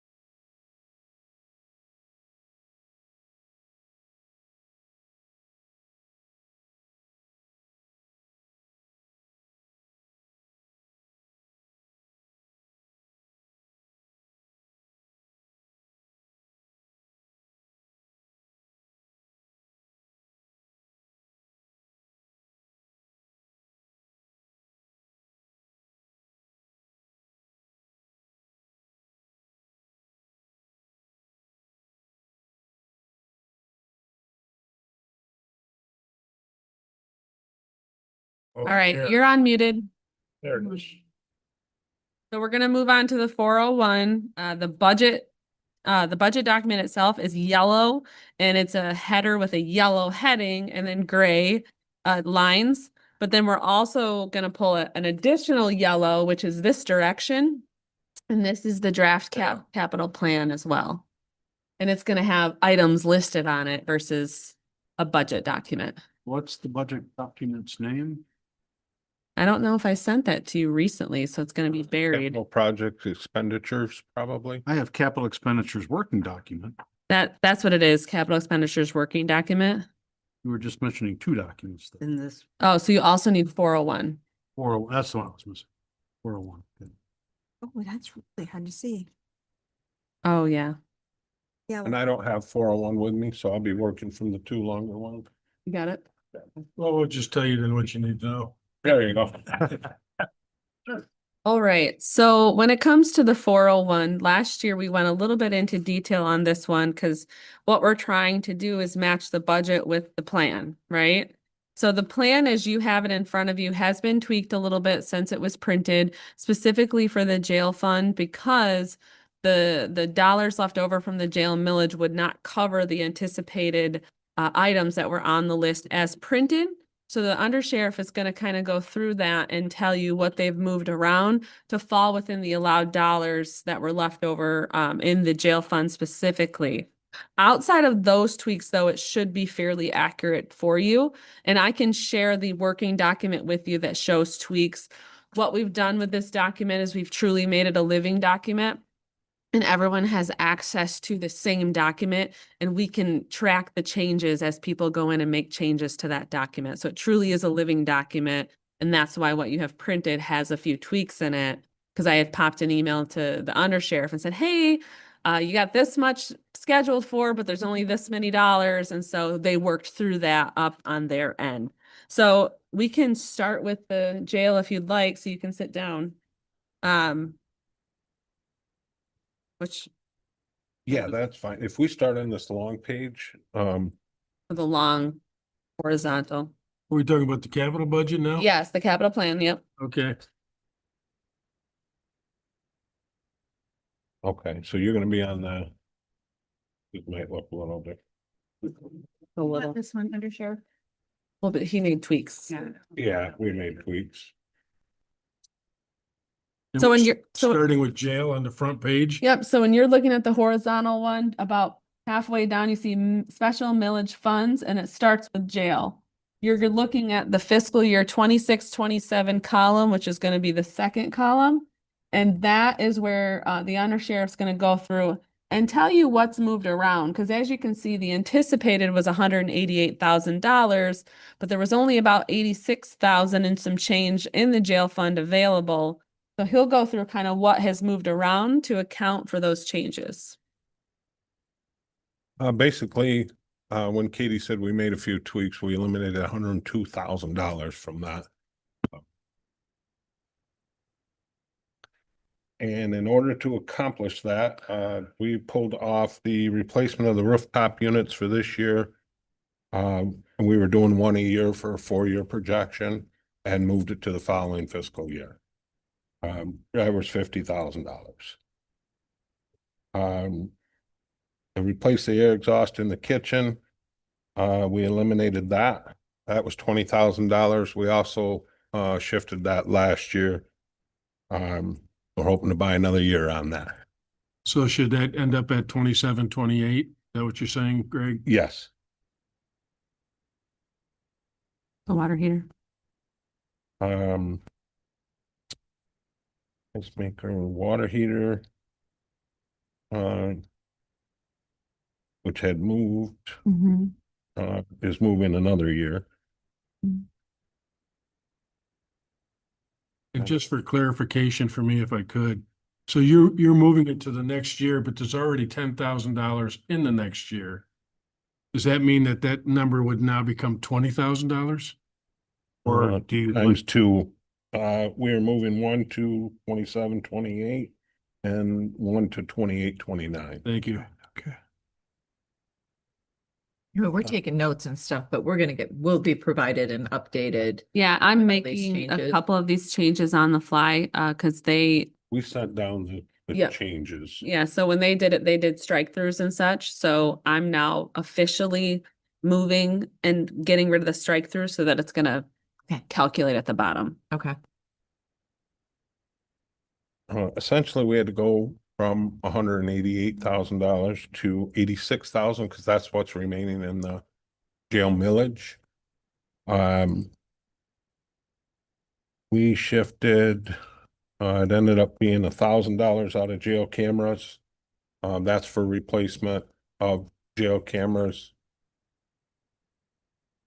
So 59 instead of 60? 59 instead of 60 on that. And I'm not sure without that working copy, where else? I know we pulled 102,000 out. Here's Greg, can you see it? You have it in here? Oh, shit. Okay. Oh, okay. Yeah, because we just did scratch throughs on those. Rooftop unit. Well, they're making it up. Whole thing is 200,000. So that we're not going to 100,000 the next year. Right. What's that?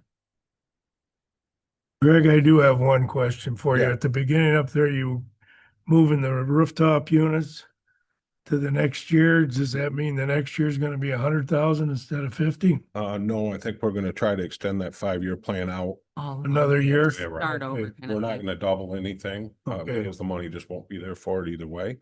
But extend the life another year. Okay. The rooftop units, we absolutely hope we can get 2 more years out of them, but we have to budget because we know somewhere in there, they're gonna start failing. And they have been, when they were originally replaced, they were staggered.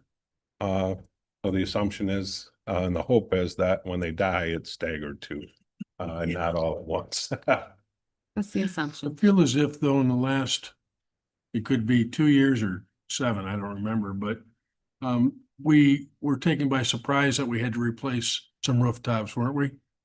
You shouldn't have been. This building, This if we had to replace, Is it then this we'd have building? some real trouble because we just did them. I Right. remember about 12 years ago or more. Did have any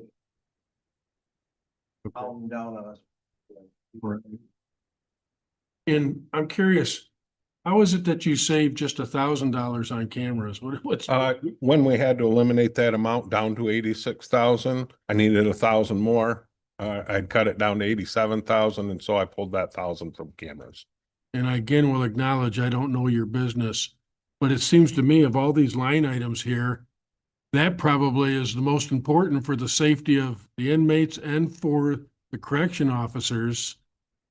Is that really something you want to skinny down? By $1,000, yes, I'm okay with that. Okay. That isn't even one camera. Okay. You have a question? Yes. I just recall at some point, I thought we, did replace some interior pod doors. Were these just different ones? They are. Okay. They're different. That actually, oh.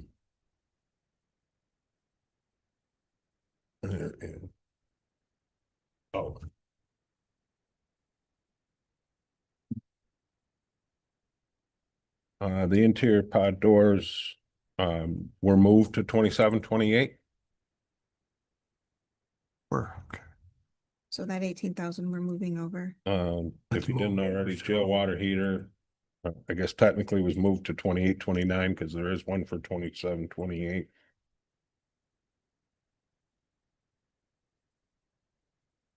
The You're there. What, Randall? 79, 80. exterior doors. The water softener, we got a little more solid bid. And that was lowered from 10,000 down to 7. Is that what that is, Kenny? Mhm. 7? Yep. Okay. And I believe on the tasers, We lowered that too. We lowered that a little bit. And I don't know what that amount is, but it worked out to the total that we had left over. I got you at 86 without reducing those. 86 was what was left for capital items, Right. and we got it down to 86. Yeah, I don't think Yeah. you have to reduce the Yeah, we're at tasers 86 without. even without reducing reducing the taser. Yeah, Tasers are Okay. 15. all right. Okay. So Katie asked and we delivered, and we hope that doesn't break.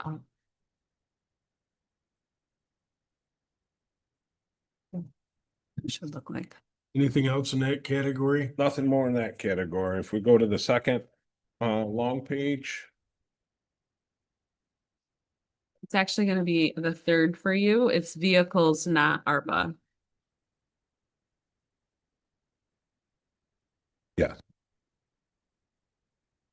vehicles for this year total, we have 3 replacement vehicles. 2 patrol, one's a patrol vehicle, one is a SRO vehicle. Those will exceed the mileage this year. Your mileage that you have there is from November. Obviously, we've added more miles in since then. Can I stop you just a moment? Yes. You're looking under SRO? No. That is, no, we're looking under the one that starts off general fund buildings grounds. One more page. Vehicle replacement plan 5. There we go. That's the vehicle replacement plan. Sheriff's Department, thank you. Yep. So we're replacing 3 vehicles, 2 at $65,000, 1 at $60,000. And we've been talking about that for some time. We have.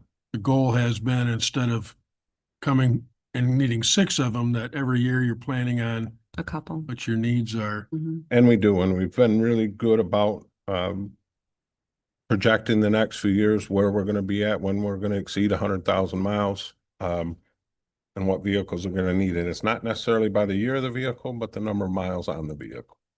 At 100,000 miles, the contract says sedans. And I will submit to that. Is an SUV a sedan? They're the same chassis, everything's about the same, but we really start dumping money into vehicles at 100,000. We have one now that's got about 102,000, and we just put $3,400 in. For a water pump, a radiator, and all those cooling components. So it doesn't become cost worthy to do that. Well, you've got a contract with your union that specifies something, but you and I and the sheriff have had this conversation. And maybe this isn't the place to have it, but at least to start it. We allow deputies to take units home. Based on the information you've shared with me, over the course of the anticipated life of that vehicle, that can take up nearly half of the 100,000 miles. Yes, and I don't remember when we sat down and looked at it, it was in some cases 40%, maybe. Is that? It could be. Greg, this was one of the times that we met over at your place. Yep. How do we, I know you need to do that to be competitive. I get that in terms of attracting and retaining people, but maybe in a different setting, we could have a discussion about how we reconcile the fact that because they're taking vehicles home, that really shortens the life of those vehicles. I can't argue that part as far as the miles. I think the wear and tear is a little different. Your patrol hours versus your straight travel miles are different. If you're going 20 miles past the county line on your way home, you're not driving like you are if you're running to a domestic. And that's just the maintenance things that I'm speaking of, not the mileage. I'm not addressing that. I will submit to the, the 30 to 40%, even higher in some cases on those extra miles. But the wearing of the equipment is certainly higher in your normal patrol function than it is in your drive home. I hope. If any of my people are driving like that on their way home, I'll address that personally. Well, and I want to be on record that I want these guys safe, these gals, men and women, okay? But you just said something that's interesting, that So taking it home for personal use changes the wear and tear on the vehicle. Does that mean that we should be renegotiating that instead of 100,000 miles, it's 125,000 miles? I think cost effectiveness, you're gonna be in the same spot without a new vehicle. I think we're gonna spend just as much money in maintenance. 100,000 is our magic number for things falling apart on our vehicles, major component. So almost regardless of how they're using the vehicle, the mileage does matter. Sure it does, absolutely. And I don't know if anybody else has ever made that observation. Maybe we can just move on if I'm the only one that wanted to bring it up. I do think it's an important discussion. We can have that, it probably doesn't need to be here, but we've had this discussion before and maybe we continue, what we need to look for is some kind of efficiencies while we're keeping everybody safe. And I'm very agreeable to that.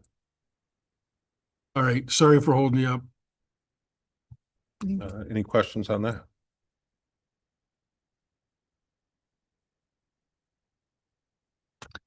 I think the only other thing in there that we took off on the prior page was the boat lift for Crystal Lake. And that's been scratched from the budget. We were able to do some cobbling and rebuilding and took care of that issue. So that's been moved from the budget, removed from the budget. I am not seeing that. Is you still on the last page? I moved one page back just for the boat. It comes under Sheriff's Department. It starts with security emergency. And we budgeted for $12,000 for the boat lift and we scratched that off of the budget.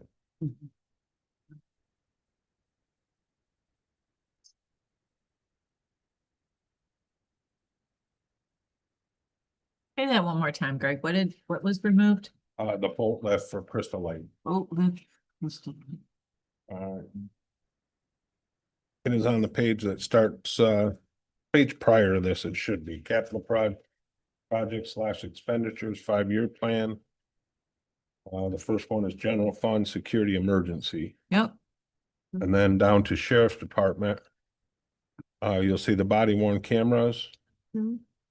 No, we just have resurfacing. Parking lot. You're on ARPA if you're saying resurfacing. You wanna go back to the first page? All the way to the front. We're at the first page, okay. Closer to the top. Okay. Go down to Sheriff's Department. No, it's at the top. It's under general fund. Or Oh, it's on the general fund? Yep, because sheriff's office is general fund. So the top, it starts out with general Oh, fund. there it is. There you It's go. already in there, like- No, that's different one. Below it, it's 12,000. Yep, the 12,000 goes away. Oh, well, I crossed the 25. And we're gonna completely take that again. Here we go. Down.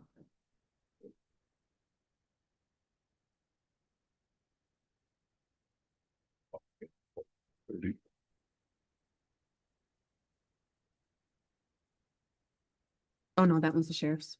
Doesn't show. We still have more on Have that one. Crystal Lakes and my impression. Long have we Anything else? done that, Greg? Sorry. Yeah. Curious about do we have a boat sitting on Crystal Lake in a hoist now? We do. We do. Not the one that we had it on. We were able to do some wheeling and dealing and do some fixes on an old one and stay under our capital request. And we have one in there that is worthy of the boat right now. Bigger, it's more sturdy, and it's much easier to operate, especially in an emergency situation.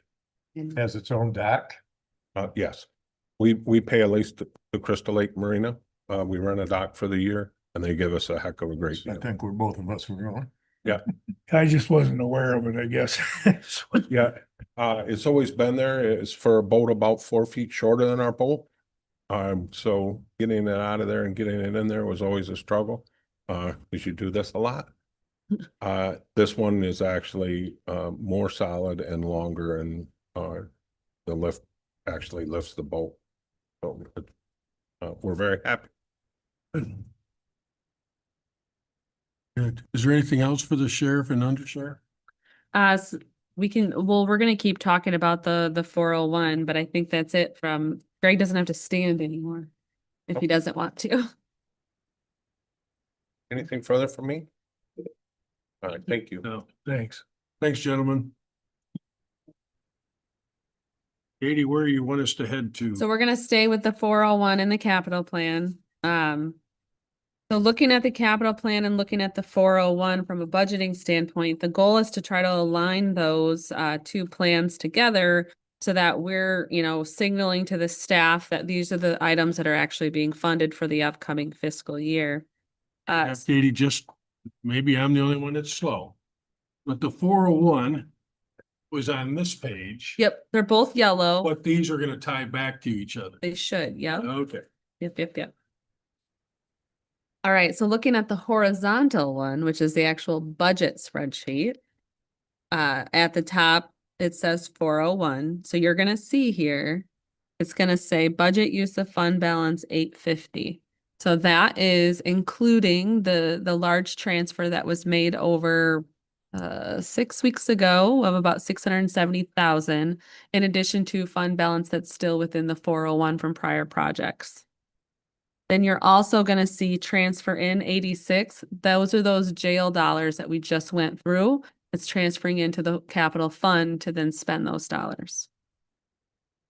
And that, Greg mentioned the fact that does that exhaust then their fund balance at 86,000? No, so the 86,000 was what was left over of the levy after we put in all their other numbers, their wages, their benefits, their office supplies. That's what's left over. That doesn't touch their fund balance. They are developing a fund balance rather nicely, which we're really happy about. But that 86 is truly what was left over of the revenue that are anticipated to come in. That makes sense? For next year or this year? For this upcoming year, so 26, 27. Okay. Okay. Yeah, I understand. All right. So then moving on down into equipment vehicles. So we have budgeted $225,000 for vehicles, which this is subject to change if the board would like. But as you see on the vehicle spreadsheet, you as the board have to make the decision of, do you want to start putting money away for the comm van or not? So right now, as it stands, I put 225, which would cover all of the vehicles requested by the sheriff's office. You have to decide if that's how we want to leave it presented, or do you want to pull from other general capital expenses to put away for the comm van in addition to all the sheriff's vehicles? The comm van is one that we kind of just kick down the can every year because we run that vehicle once in a while and it seems to be starting every time. So, yeah, Where is that specifically on the capital plan? that's going to be your third page vehicles. One more page. Going to be a Orange. goldenrod orange at the top. Thank you. There you go. And there's a line item for the comm van? Yep, towards the top. Do we think $100,000 would be sufficient for a comm van? We don't think so. That's just the first step Fair of enough. putting money away if we want to start that process now. Too bad we can't get some of those from Benzie Bus that, We're just going to steal a Benzie bus. yeah, they can, Okay. well, they get deals that you wouldn't believe because they have, It's the vehicle itself. It's all the things that go along with. we can it. move stuff around. Yeah. But that 100,000 is not reflected in this 225,000. It is not. is. And 100,000 wouldn't cover the cost. That's if you choose to start setting those dollars aside so that in 2 or 3 years, you can buy the whole kit and caboodle, kind of like what we did with the sidewalks and concrete. We're putting away a little bit of money so that in a couple of years, we can pay for that project. So that would be your decision if you want to start putting those dollars away now, or if you want to kick that can another year. That is up to this board. 225,000 does include the 100,000. No, does it? Yes. At 26, 27, yeah. If you look at your column, it does. Yeah, I guess I did do it. Good job, me. You don't think the 100,000 is sufficient? What are we looking at? 2? 250, maybe, maybe 3. Depends if we, what route they want to go on, and then it would be something more Rebecca or could talk Mhm. on. Try to baby it for another year and then push it. I will keep trying to baby it for a few years but it's inevitable. Right. 22,000 is when it was. Yeah, it's 20 some years old. It doesn't have a whole lot of miles. 1999. It doesn't have a whole lot of miles on it because we only use it for certain instances. It's got some mouse damage. Usually I get yelled at by the Benzie bus people for rock rat. We just rack rot. Just I replaced the brake lines. It just sits Just too sits much, and rust. unfortunately. Tires run out and. The tires are good and we try to do maintenance on it every year, but I'm only allocated about $600 worth of maintenance every year in my budget. And so we keep it running. The most expensive part of that bus is the equipment that goes into it, the computers, the radios, all the things you need to run an incident operations if you should need it. That's in that $100,000 mark. To be honest, I haven't been ambitious to shop like I have for like the boat for the grant. I can tell you that that's about how much of the boat that they need will cost, but I haven't gone and listened to used car salesmen that want to sell me a fancy incident command bus. It's just something I haven't put on my high radar. If I find out that we're like, yes, you need to do it, I'll do it faster, but it's the one thing I keep I pushing think we on. need to be prepared for what it's really gonna cost. I'll get a quote and then We don't need usually it we nailed have down to add completely, but yeah. 5% every year because that's how much it'll probably go up every Mhm. year. So I tell you what it'll cost today, but that's not what it's gonna cost in 4 or 5 years. Sure, there's some equipment in there that you can have transferred over, but there's some that is gonna have to be bought new. Yeah. Yeah, I will transfer as much equipment as possible, but just transferring the equipment is labor hours and, a few $1,000s just based on the vendor. I can't do that myself. So, and antennas and all the things that it needs to operate. But yeah, it sits in that barn quite a bit. We try to take care of it the best I can. I maintain the equipment the best I can. But every once in a while I find a mouse nest and I have to clean it out. And every time, and then one time I'll drive down to Frankfurt to do Ironman and the brake will decide the brake line's had enough and so, we try to do it, keep it maintained, but it's not a priority vehicle. I mean, it is a priority vehicle as far as maintenance, but we don't have the budget. So Sorry. So I'd like to hear what you have to say. Well, seeing how we bought the building up here in Benzonia, is there a good chance this can be stored inside? It is inside. It's currently inside the barn. Not very well with the mice. Yeah. yeah, mice are mice. Yeah.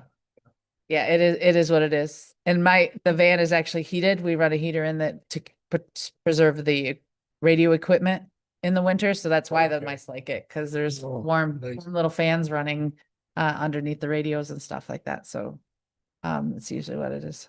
So Rhonda and I, Katie and others over the course of the year, we've had some discussion on this already. For budgeting purposes and for the benefit of the community, we really need to start setting money aside now for this.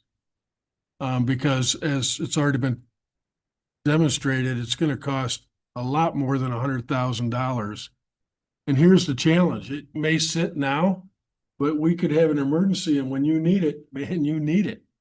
And Yeah. that's why I'm saying for the benefit of the community, we need to make sure that that's available in the event of that disaster or emergency. Yeah, it's going to be a costly item, even though we haven't shopped for it now. We just know in general that those are going to be over the 250 mark probably. But again, I could get you a quote tomorrow to find out how much it is. Well, not tomorrow. I'm busy tomorrow. Well, if we get a decent estimate, I think Yeah. we can plan for it. If I'm looking at 100,000, it's gonna be 250. I'm not planning for it. Yeah, but the plan for it is we haven't decided that we're gonna go for it. We know eventually, but we don't have a date Right. in mind. So we're gonna try to maintain it the best we can. This just represents starting to save money towards it. Yes, this is just the idea of we're planning for it, and then in 2 or 3 years, hopefully it's lasted that long, we have those dollars set aside to pull that trigger. So go ahead, please. So, not being in law enforcement, does every county, we've probably had this conversation before, but does every county have a comm van? Most have some kind of emergency, that incident command response type vehicle. If you look at Grand Traverse, I think that they just went to a trailer, but I don't have a truck to pull a trailer. So, it comes down to, is this more economical to have one of these type of camper buses or Ford van thing that they have? But yes, Leelanau has one. Does Manistee have? They have a trailer. Manistee has a trailer. Up until this, but go ahead, please. How many events we're having a year, how many major incidences we respond to a year. The original van was given as a tribal grant to Benzie County along with the pole barn that it stored it, or was that a tribal grant, or that might have been even a Region 7 assistant tribal grant to store the van. So, you know, again, if we get to that point where we're shopping, we would ask for our partners to help us with balances or whatever, but to say that they're gonna fund the whole thing is not how they roll anymore. So, you know, we're just saving. Did have one other thought, maybe it'd be more beneficial to go to a trailer and have the extra vehicle available cheap. I mean, cost wise, it's probably gonna be similar. Instead of having a vehicle that's just gonna be parked out there all the time. Just think, you could have your own vehicle to drive around. I mean, the 3/4 ton pickup. That's Controversy? what I would get. Yeah. That's what's necessary. Right now, the Yeah. CERT trailer that I have up there, that was a donated item as well. I don't have anything to pull it with. I actually have to have volunteers pull it, and then we get into that circumstance where's the liability fall if that something should happen. So this, but I think it's worth looking into. I don't know. you all make me nervous when we talk about 3/4 ton trucks, so I just avoid that conversation. And if you're not using it, I can pull a fertilizer spreader with it. Exactly. Therein lies. Well, that's the comment, I guess. What we're moving towards this year that we've not done historically is a lot of our money is just lumped into surplus. And we're trying to restrict some of these funds so that it doesn't look like we've got, you know, look, today it looks like you got a 45% surplus. Well, you don't, because a lot of those monies are already targeted for these kinds of future events. So what you're going to see different, correct me if I'm wrong, but is that going forward, we will have separated those funds so we know what's restricted or targeted for capital versus what's available for operating. Am I right about that? Yeah, so we have committed fund balance, and then budget the use of fund balance. Better said.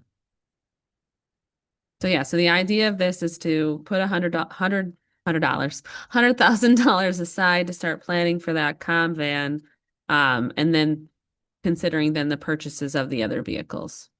So, and I stand corrected, it does total in an add in the comm van. Sorry. So it does include purchasing all 3 of the sheriff vehicles in addition to setting aside $100,000 for the comm van. And then the other vehicle is the ambulance, and that's contained within the ambulance fund, which we've already talked about.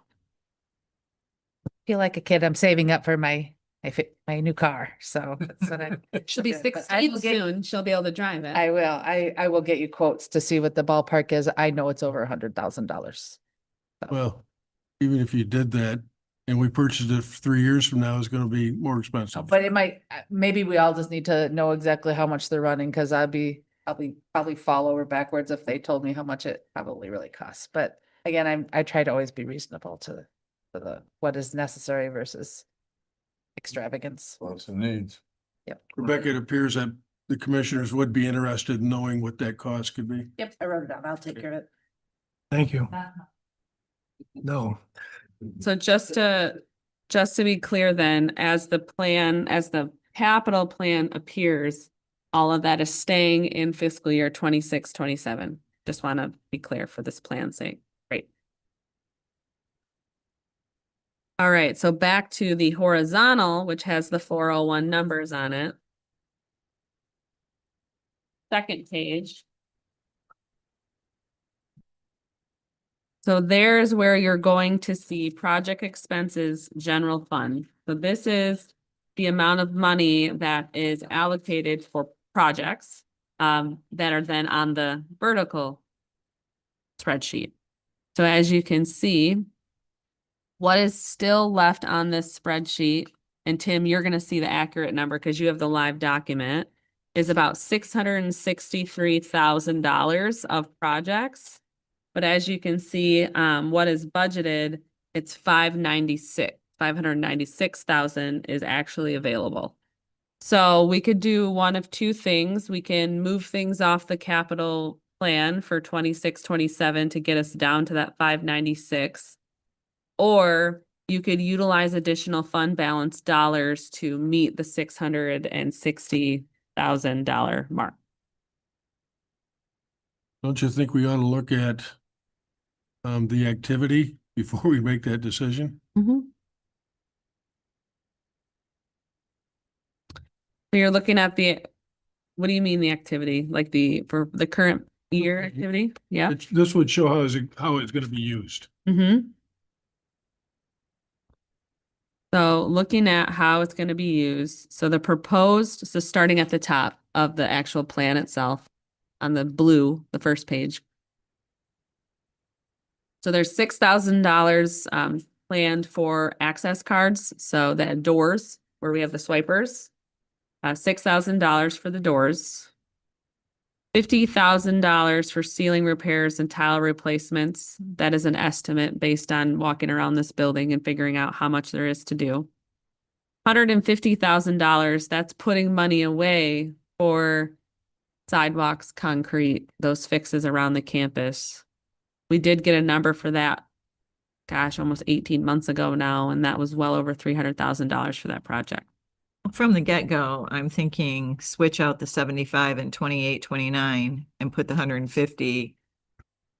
You know, we can reduce that in a 3-year process and fund it more on the back end than the front end. And that gets us where we need to be. Yeah, you can definitely do that. Taking 75 into the next fiscal year and taking the 150 into 28, 29? Yeah. Is that what you're saying? I'm saying leaving the 75 into 26, 27 and putting the 150 and the 28, 29 or the 27. Yeah. And the 28, 29, reversing Flipping them. those. So that fully then funds what's on this list if we go down it. So if we were to use the 675, does that keep our general fund balance at 25%? Yeah, that's separate. Okay, so that's already being budgeted. Yeah. At 25%. Correct. Okay. These dollars are now within the 401. We're in the 401. We're not in the general fund. So we're making our capital plan align with the fund that holds the money. And that change accomplishes that for that category. Okay. And if you want to continue down the list of items that are planned for building addition condenser units, that's the condenser units that are on this portion of the building that was added later, including DHHS. We've been having countless problems with these units. They weren't properly maintained since this addition was put on the building. And so we're having a lot of leaking problems, and that needs to be fixed. Moving down the list, vault storage, I believe, Tammy, this was a request by you, if I remember correctly. That's where we were trying to get a rolling thing inside the vault. Yeah. Change all that because it's tearing up. Yep. Haven't had a chance to price it out. Flagpole landscaping irrigation, that's $50,000. That's to do a facelift to the front of this building, well, and around the building. Courtroom remodels, courtroom 1 and 2 both need to be remodeled. 1 is a request from the judges, I believe, but 2, technically now the courtrooms are not ADA accessible. You cannot, if you're in a wheelchair, getting back to the jury area is almost impossible. And so we need to make those ADA accessible as we can. Moving down, we then get to the cameras again, the body worn cameras. And then a pole barn. We've been talking about the pole barn at the Buildings and Grounds Subcommittee, and the idea of partnering between the departments and creating one larger pole barn versus multiple. Is We- 95,000 sufficient for that? That's what the maintenance department is working on right now to figure that out. The boat lift was removed as the undersheriff indicated. And then the next one is the lobby remodel light fixture updates for the sheriff's office lobby area. And then Why is it highlighted? I think it's because it was an addition to the original, and so Brenda highlighted it. Okay. It doesn't need to be highlighted anymore. So, Sorry. that's a big number for light fixtures. What does that mean, lobby remodel? Are we taking out a wall or? Hey, Greg, can you come up since there's people online? The front lobby area of the sheriff's department, not only needs new light fixtures, according to our electrician, but for the lighting in there, the wall board is, the very generic state of Michigan slap-on wall board. And it's just to dress up that area. It is, really dated in there. And ceiling tile. And did you get a quote for the remodel? Is that where the number came from? Or we just kind of taking a stab at it? Placeholder. Okay. All right, thank you. Welcome. Anything else from me? And then the final thing under that section is pertaining to you. That is technology upgrades for the Board of Commissioners. This would be purchasing devices for the Board of Commissioners for their meetings that are county issued. Your call. It's been on the list for several years, and I just have kept moving it down the list. And that would be it for the general fund. And with that change, the dollars are there to support it. Katie, so I'm getting a stink eye from Tim. It's like, don't say anything. Look at it, he's real excited. 35 to 12,000. did you want to comment on it, Tim? I just, if BSNA is moving to the cloud, we're gonna be able to access and do stuff remotely. If we're being asked to do things as commissioners, be nice to be provided with the device that's county owned, maintained. And who's gonna train Bob and I? Rhonda is he's your new partner. We're in trouble now. There's a good chance. Did we leave it in there at this point? It's up to you. This has been a discussion about every year since I've been here, so. Been here for. Yeah. I mean, here's the, I don't even know if it's a challenge, but all of us except for one already uses a device, Mm-hmm. but it's at our own expense. Mm-hmm. The Oh, I got advantage, one for you. I could justify this. My vision has always been when the computers come in, they're preloaded with county material. The things that new commissioners need to know pertaining to our county, it should have everything on it as far as maybe just, union contracts, agreements, capital lists. I mean, there's just so much information instead of they should be preloaded with that. And once you're elected or appointed, it should be your commissioner now. Here's what you need to know. So it wouldn't be preloaded in the sense of saved on the device, because then that's a nightmare of trying to keep it up to date. But what would be beneficial for you is we could create that VPN connection between the device and our network, and then you could access those things. We could potentially create a shared commissioner drive, and then you would access all of those things within that drive. And one thing that needs to be noted, it's very important, is should we be FOIA'd in any situation on our personal devices, we have to hand over our personal computers. And this would be a device that we could keep just county information on. And that would not be an issue should we have to hand those over under any circumstance. Yeah, they would be locked down with privileges. I wasn't really gonna make an argument against it. My unit's 10 years old. Oh, my. In fact, I notice every time I prepare for a meeting, things are slowing up and you know, it's not nearly as efficient as it was when I first bought it. As it stands now, it could stay. We okay to leave it in there? And so I think so. I don't hear anybody objecting. Great. Thank you. Now you've got to hire an IT person to manage all that. If anybody knows anyone who wants to work in IT, please send them our way. We've hit a lot of dead ends with IT. A lot. All right. Where else would you like to go on this? I'm just looking down. So we already went through the jail specifically. Are we going back to the other paper? Or are we staying on this one with the detail? Not yet. Hold on. No, you're good. There's really nothing left. So does that exhaust the capital plan? That exhausts the capital plan. And do we have anything else regarding the budget we need to talk about?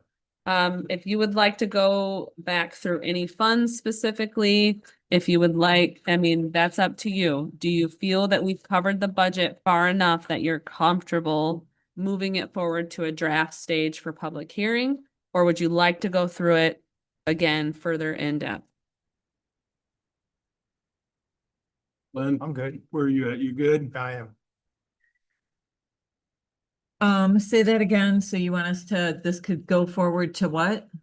So typically from this stage, when we've made it through our budget meetings, we then take back all the notes that we've made, tweak what needs to be tweaked.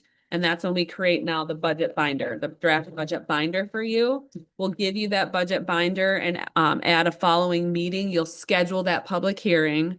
That draft budget binder sits on the desk of the clerk for a period of time, waiting for that public hearing. We then hold the public hearing, depending on how the public hearing goes. If there's further changes to be made, we then make those tweaks to those. And then we create the final budget book, which is then later adopted. So I personally would prefer waiting to make this decision next Tuesday, having a week to sit on. I take notes. when Yep. We're in our meeting, review my notes, look over, take another look at everything at my kitchen table and just make sure that we're ready to print the draft. But the only thing I'll note that we did not go through specifically in depth, and this the one I have right on top, it's the green one with a purple table. And this is a miscellaneous group of funds. So as you know, there's a lot of small funds that I'll just group in one packet together for you. So this is the Betsy Valley Trail Management Council is on top 230. And you'll see there, that's simply the grant. That's the maintenance grant we're getting from the state. Oh, that's one. oh, That's the grant we're getting from the state specifically, and that's typically what we budget to spend. Any other time there's additional dollars with the Betsy Valley Trail Management, it's grants when we're doing that. Continuing on through that one, if you would like to, is Brownfield. So as you know, we're gonna pay out those dollars and then there's really no Brownfield activity happening. That will, when we pay out those dollars, leave close to $20,000 within that fund that were administrative fees that could go back to the general fund, or it could remain in the Brownfield fund and allow you to start creating a revolving loan fund if you would like. So that would be your call. Katie, that's a bigger discussion. I'd Yeah. like to. I think so too. Continuing on through that packet. Remon is a grant. Most of these are grants. Soil erosion. That's a pass through. Automation fund, that's register of deeds. These are all very miscellaneous, smaller funds. The one that I'll call note to is the opioid settlement fund. And that's going to be towards the back of this green packet. And that's going to be 284.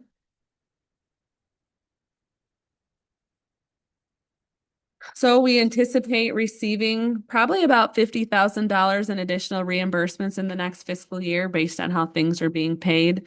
They've gotten a little sloppy in how they're making those payments. They used to notify us when those payments are coming. Now the dollars get here and Patty says, where does this go? Because they're not notifying us like they used to with those dollars, but we do anticipate probably about $50,000 of opioid dollars coming through. We still have, just over $50,000 sitting there, but we've allocated most of the money out, which is really great, into the community. So we're accounting for that there. Point Betsy Lighthouse is the other one that's a little bit of an unknown. That's the next one. So you'll see here, we put about $2.5 million as a possible spend on that. That's what, that's a comfort level that they're feeling right now. I'm hoping that it's more, because as you know, we have a $5 million grant on the line for Point Betsy. Things are moving slowly on that. Things are still moving forward, but they're really not making the headway that they're hoping to make. And there's just a lot of outside reasons as to why those things are not moving as quickly as all of us would like. And that's a big conversation for this It's a board. very We- big We conversation. own a lighthouse. Right. We do? Oh, That's kind of it for that packet. But I will add to next Tuesday specifically about a final discussion on the budget. You'll also hear from Gallagher on Tuesday to go over the health benefits as well. So we'll be talking numbers anyways. So we can add that to the agenda, final discussion on the budget or something like the that. one thing I do here, didn't see touched on was our new bond for the road commission. I see the road commission paperwork is in here. Mhm. Just want to clarify again that the county is bonding, the road commission is making the payments on Yes. that bond. Yes, road commission does not have the ability to bond on its own. That's why we were part of the process. So the bond is in Benzie County's name and the dollars do come to Benzie County, but the road commission is paying those bills. Specifically the road commission. We hold their dollars like we hold health department and the Maples. We hold the dollars, but they run their own business and make those payments. Kelly's office holds the cash, invests the cash. She moves the cash as they need it for payables. So it always shows up on our books, but it's their dollars. They're making those payments. They're paying that. We have another agreement in place as well for the road commission to, really set down that says road commission shall make these payments, and they're actually setting dollars aside for 3 years. So if there was a year where they couldn't afford the entire payment, we're requiring them to restrict 3 payments in fund balance so that they can make those payments always, so that Benzie County is not on the hook for that bond. Thank you. Mhm. So the question was, did we want to have Katie move forward with the booklet or not? You have one commissioner that says they're good. We have another commissioner who'd like to take a week to think about it. Gary, where are you at? I'm good. I don't see a whole lot of changes. Well, and to be clear, you have opportunity to change up until when we adopt. And so we're not holding a public hearing until later in August. You're not tentatively adopting it until September. This is just us printing out those booklets that are, the white paper, normal size, not wildly big. That's all that is to print the book. It's still draft though for another 6 weeks. Bob, I'm good. I'm fine. Christie? Yeah, I think I'm fine, but I would, if Rhonda wants more time, I am happy to give it to her.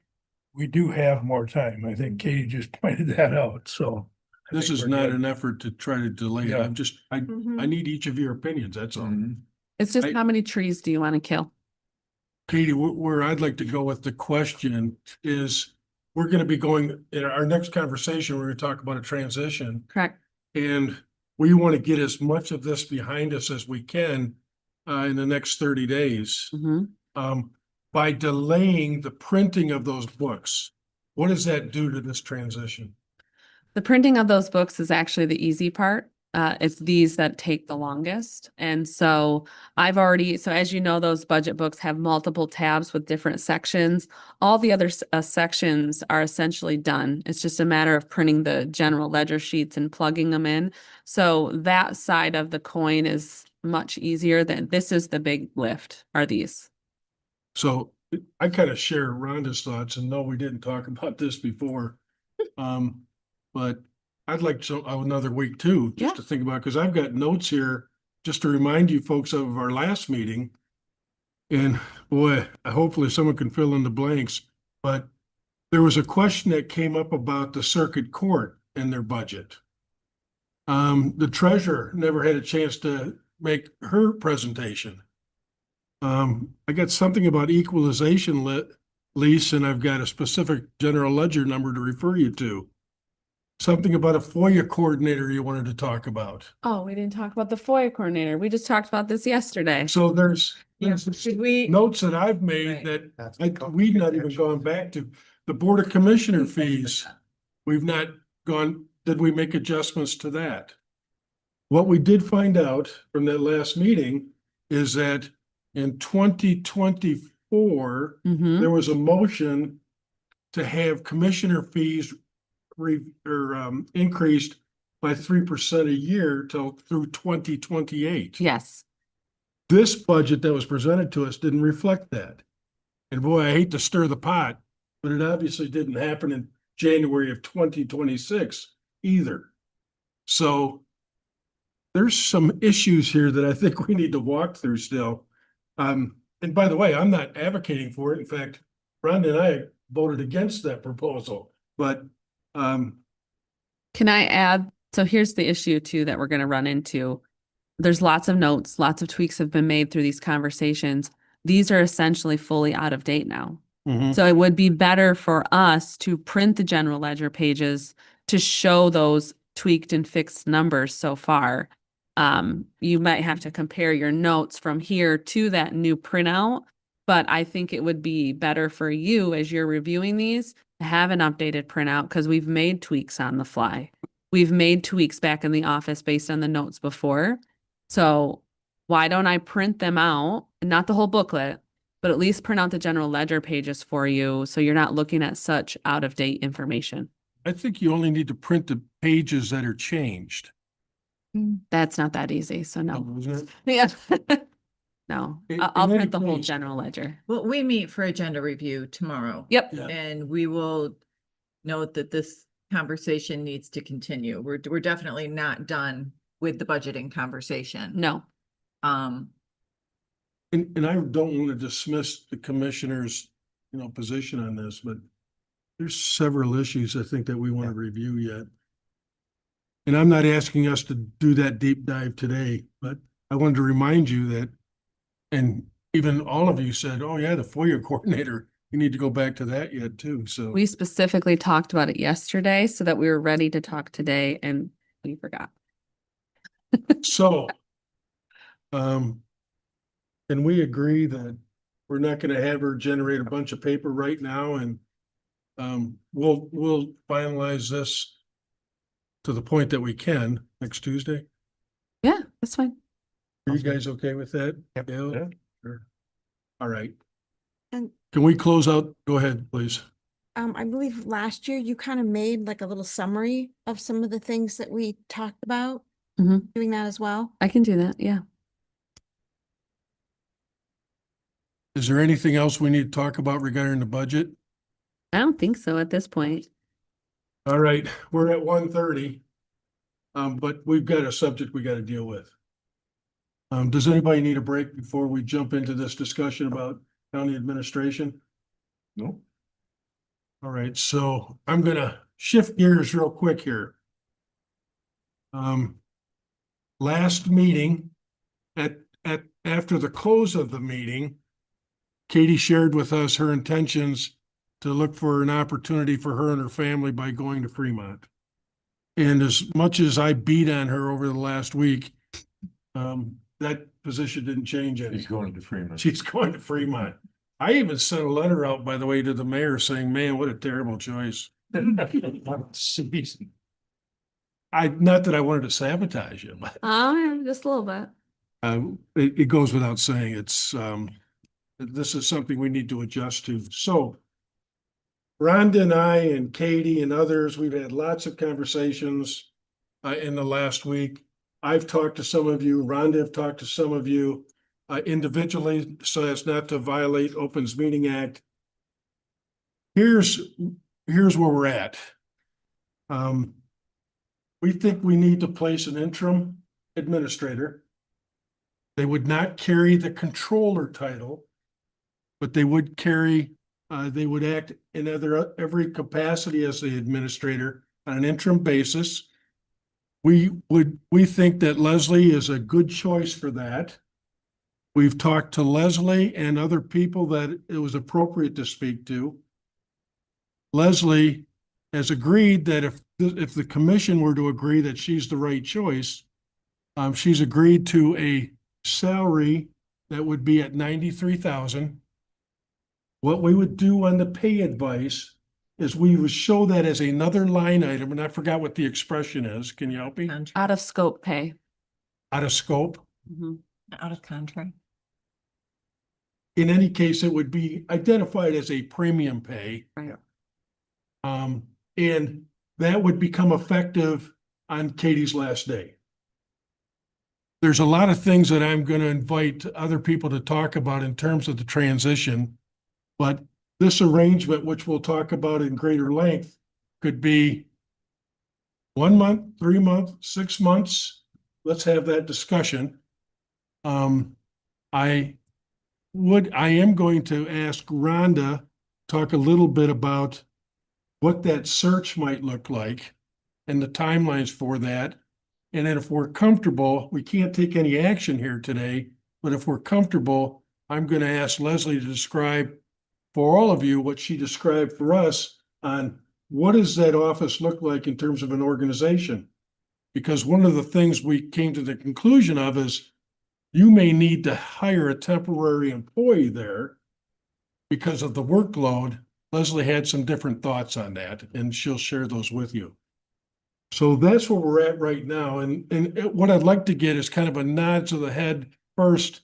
Is there any objection to moving this to the next meeting and having Leslie act as an interim administrator?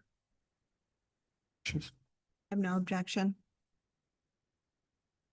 And under the salary arrangement, again, we can't take any action here, but under the salary arrangement that I've shared with you. Yeah. All right. I have no objection. Rhonda, I'm going to ask you to talk about the timing of a search and what that might look like. Well, as always, that's a decision of this board, what the timeline looks like. If we agree as a board that this needs to go out to RFP, I would look for the old RFP that we used when we looked for our last administrator. I think that should come before us too, to make sure that everybody's satisfied with what we're looking for, that doesn't need to be tweaked in any other way. Tim and I have recently sat through an executive search with Central Wellness. An RFP went out there, 7 firms responded and were interviewed via Zoom. I have all their names. I also am aware of another company that was used, I believe, in the search for you, Katie, when Fremont was. They've actually already provided a proposal that's in front of Art, and I have a copy for each of you that was unsolicited, but they sent it to Benzie admin this morning, and so I quickly printed it. Email, is that James Freed? Yes. He emailed it too. Oh, I didn't know that. I know we sent it to Benzie admin, and that was I think it's a proposal. I haven't even looked at it. It's a proposal, I believe. Rhonda, I didn't mean to blindside you. Katie did give me copies today, Okay. but I thought that was premature to hand these out. Yeah, it probably is. I mean, we need to make a decision. When you put an RFP out, the companies come forward, they say we'd like to put our foot in the ring. And so we would have to, I don't know if we'd go to an ad hoc committee to review all the submissions, if we wanted to do that and narrow it down to a couple we wanted to interview. 7 was a lot to interview. Mhm. And I think based on some of the information they provided, maybe we shouldn't have interviewed that many. I think you could get it down to your top 3 or so and talk to them. But the beauty of having Leslie in the interim position is we're not in a time crunch. Okay, we can take our time and do this correctly, and knowing that things will be getting done competently. And I look forward to finding out how the board wants to. We don't have to decide today what the timeline looks like. We just wanted to make sure that as chair and vice chair, we had all the bases covered to make this transition as smooth as it possibly can be for the services we provide and the staff that we serve. And so that is our goal. And this will be a continued conversation until we get a process in mind. I will say I searched for that RFP. I can't find it. I don't know where Mitch would have saved it. But if somebody has that information from 2021, I could not find it in Mitch's files. I wondered if it would have been in the minutes. Wouldn't that have been approved by the board? I don't know if the RFP would have been part of the minutes, just the Really? action. Okay. So, Well, you know, we have the benefit of AI and you can tell AI all the things that you do. And but I did search. I couldn't Okay. find anything in Mitch's files. okay, well, you'll be here, you know, Katie is contractually bound to 60 days. Mhm. We're trying to be very cognizant of the fact that these are big changes in her life. You have a young family. Leslie has already accepted the interim position, so Art and I have basically decided to yield to their call. You know, when are you ready for this to happen? When does everybody feel comfortable that all the information's been shared? We don't know that as board members, what goes on day to day. So I feel like they're in a better position to say, okay, it's time, we're ready. So that's my position on that. I would add that September 12th is the contractual date. Just to echo what you've said, I believe school starts somewhere around the 23rd or 24th of August. 24th. Katie has young kids. They're going to go to a brand new school. I know as a young parent, that's important to be part of that. So we're trying to respect it, as Katie knows. So we're working, that's kind of a date we're working towards if it works. But Katie has already said she'll do whatever she's got to do. And I should have added, we didn't just say, Leslie's a deputy, let's do this. There was lots and lots of conversations. Leslie wasn't offended by any of it. You know, do we bring somebody else in? What is it? We looked more closely at Leslie's background, and I had never looked before. She's much more talented than I ever gave you credit for. I thought you were always talented, I should say. Wow. Can we strike that? I sat on Leslie's interview committee and I knew how talented she was. Sometimes the mouth gets ahead of the brain. It's all right. But she clearly was qualified. And for those of you that don't know this, that I had forgotten, she's in the process of acquiring her master's in public administration. And you've worked in government before.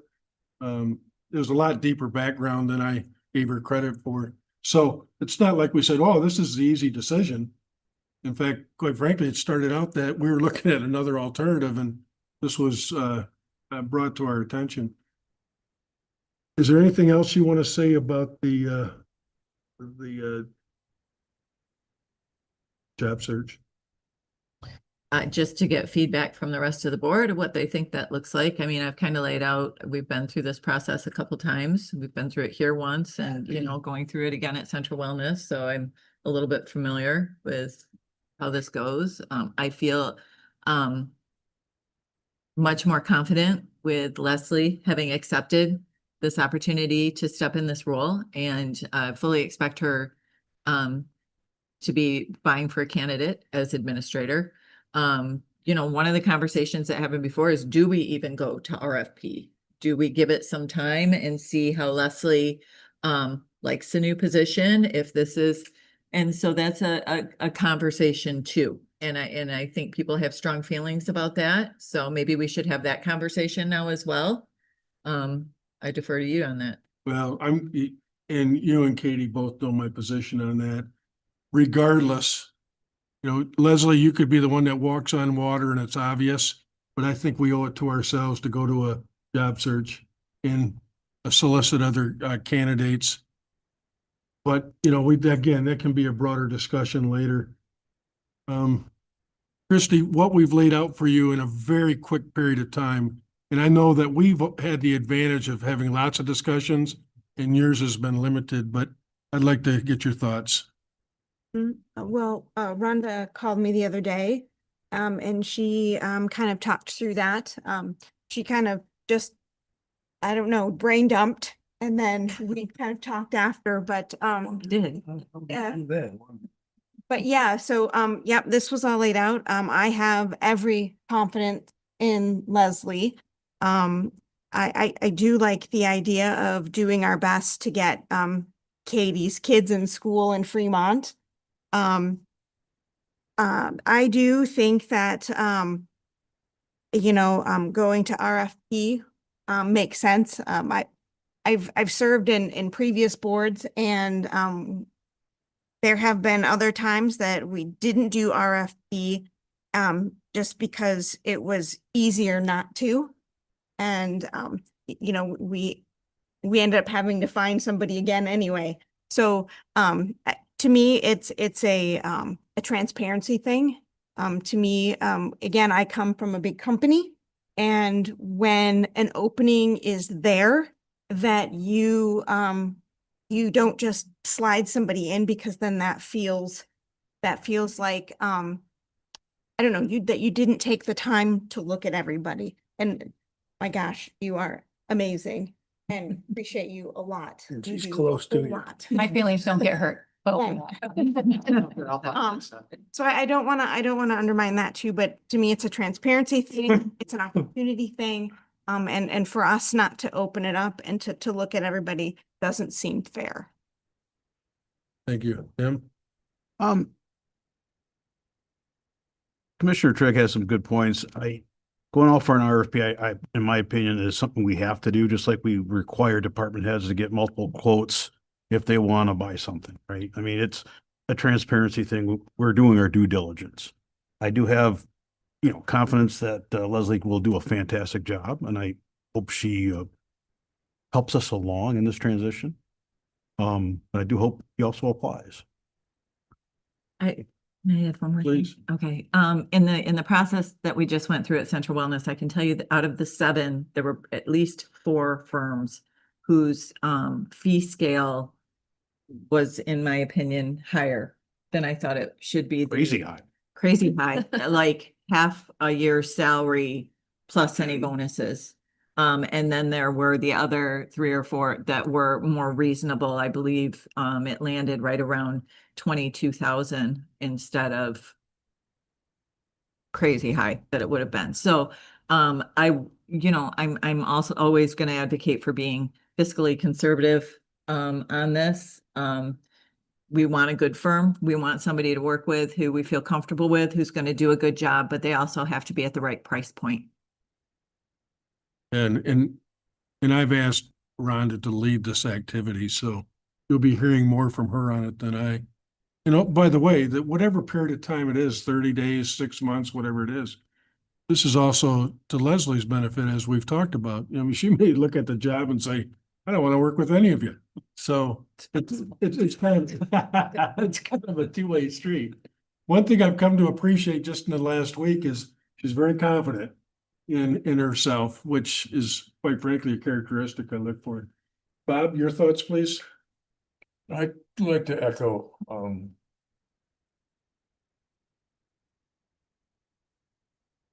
both of them folks over there. I'm sorry. Hey, You too. I don't have any doubt in Leslie. I really don't. She's shown herself for the time that she's been here, how good she is right now, but I don't think she knows how good she can be. Either way we go, I mean, let's look at a group, but I think Leslie's gonna stand way above. Great. Bob or Gary? It's rubbing off. Gary? Well, I don't want to upset Leslie. Anyway. Watch it now. Watch it. Let's be diplomatic. Yeah, I like the idea of going through a period of time where Leslie can do this and let us decide from there. I'm not all that crazy about the last time we did the search. Katie will remind you that I voted not to get her here. so That's true. Anyway. I remember. But I didn't like the process for some reason. It bothered me, but I think this is a great way to do it. And as long as Leslie's in favor of working that way, it'll be to our benefit on both sides is how I'm looking at it, so. Sure. Lynn? I support the RFP, but I don't want to see Leslie, the administrator, and Leslie, the payroll clerk. I beat this dead horse a couple of times already. I think to fully see her value, you can't have her doing the stuff that she's doing now, plus the administrator job. And that's what I kind of see right now. Big fan of a temporary payroll clerk, or a legit payroll clerk that takes that monstrous headache off her so she can literally be the overall administrator. That's my take on it. And otherwise, I don't know if we can fairly evaluate her if she's running around doing 10 different things. Just a thought. Well, I know Chris is going to step up. I totally get that, but I don't know. I'd be way more comfortable. That's up to you really. But if that would free up your bandwidth to be able to do your core mission, supervising and all that other stuff. So in a few minutes here, you're gonna have a chance. We also, Rhonda and I brought that up. And I know you've mentioned that to me before, Len, but she's got some thoughts and, I think we need to listen to what she has to say. I would add, by the way, that I have contacted each of the elected officials just to get their feedback. And I won't share what those conversations were, other than I got no pushback regarding this as a next step. So we got a lot of feedback before we ever got to this place.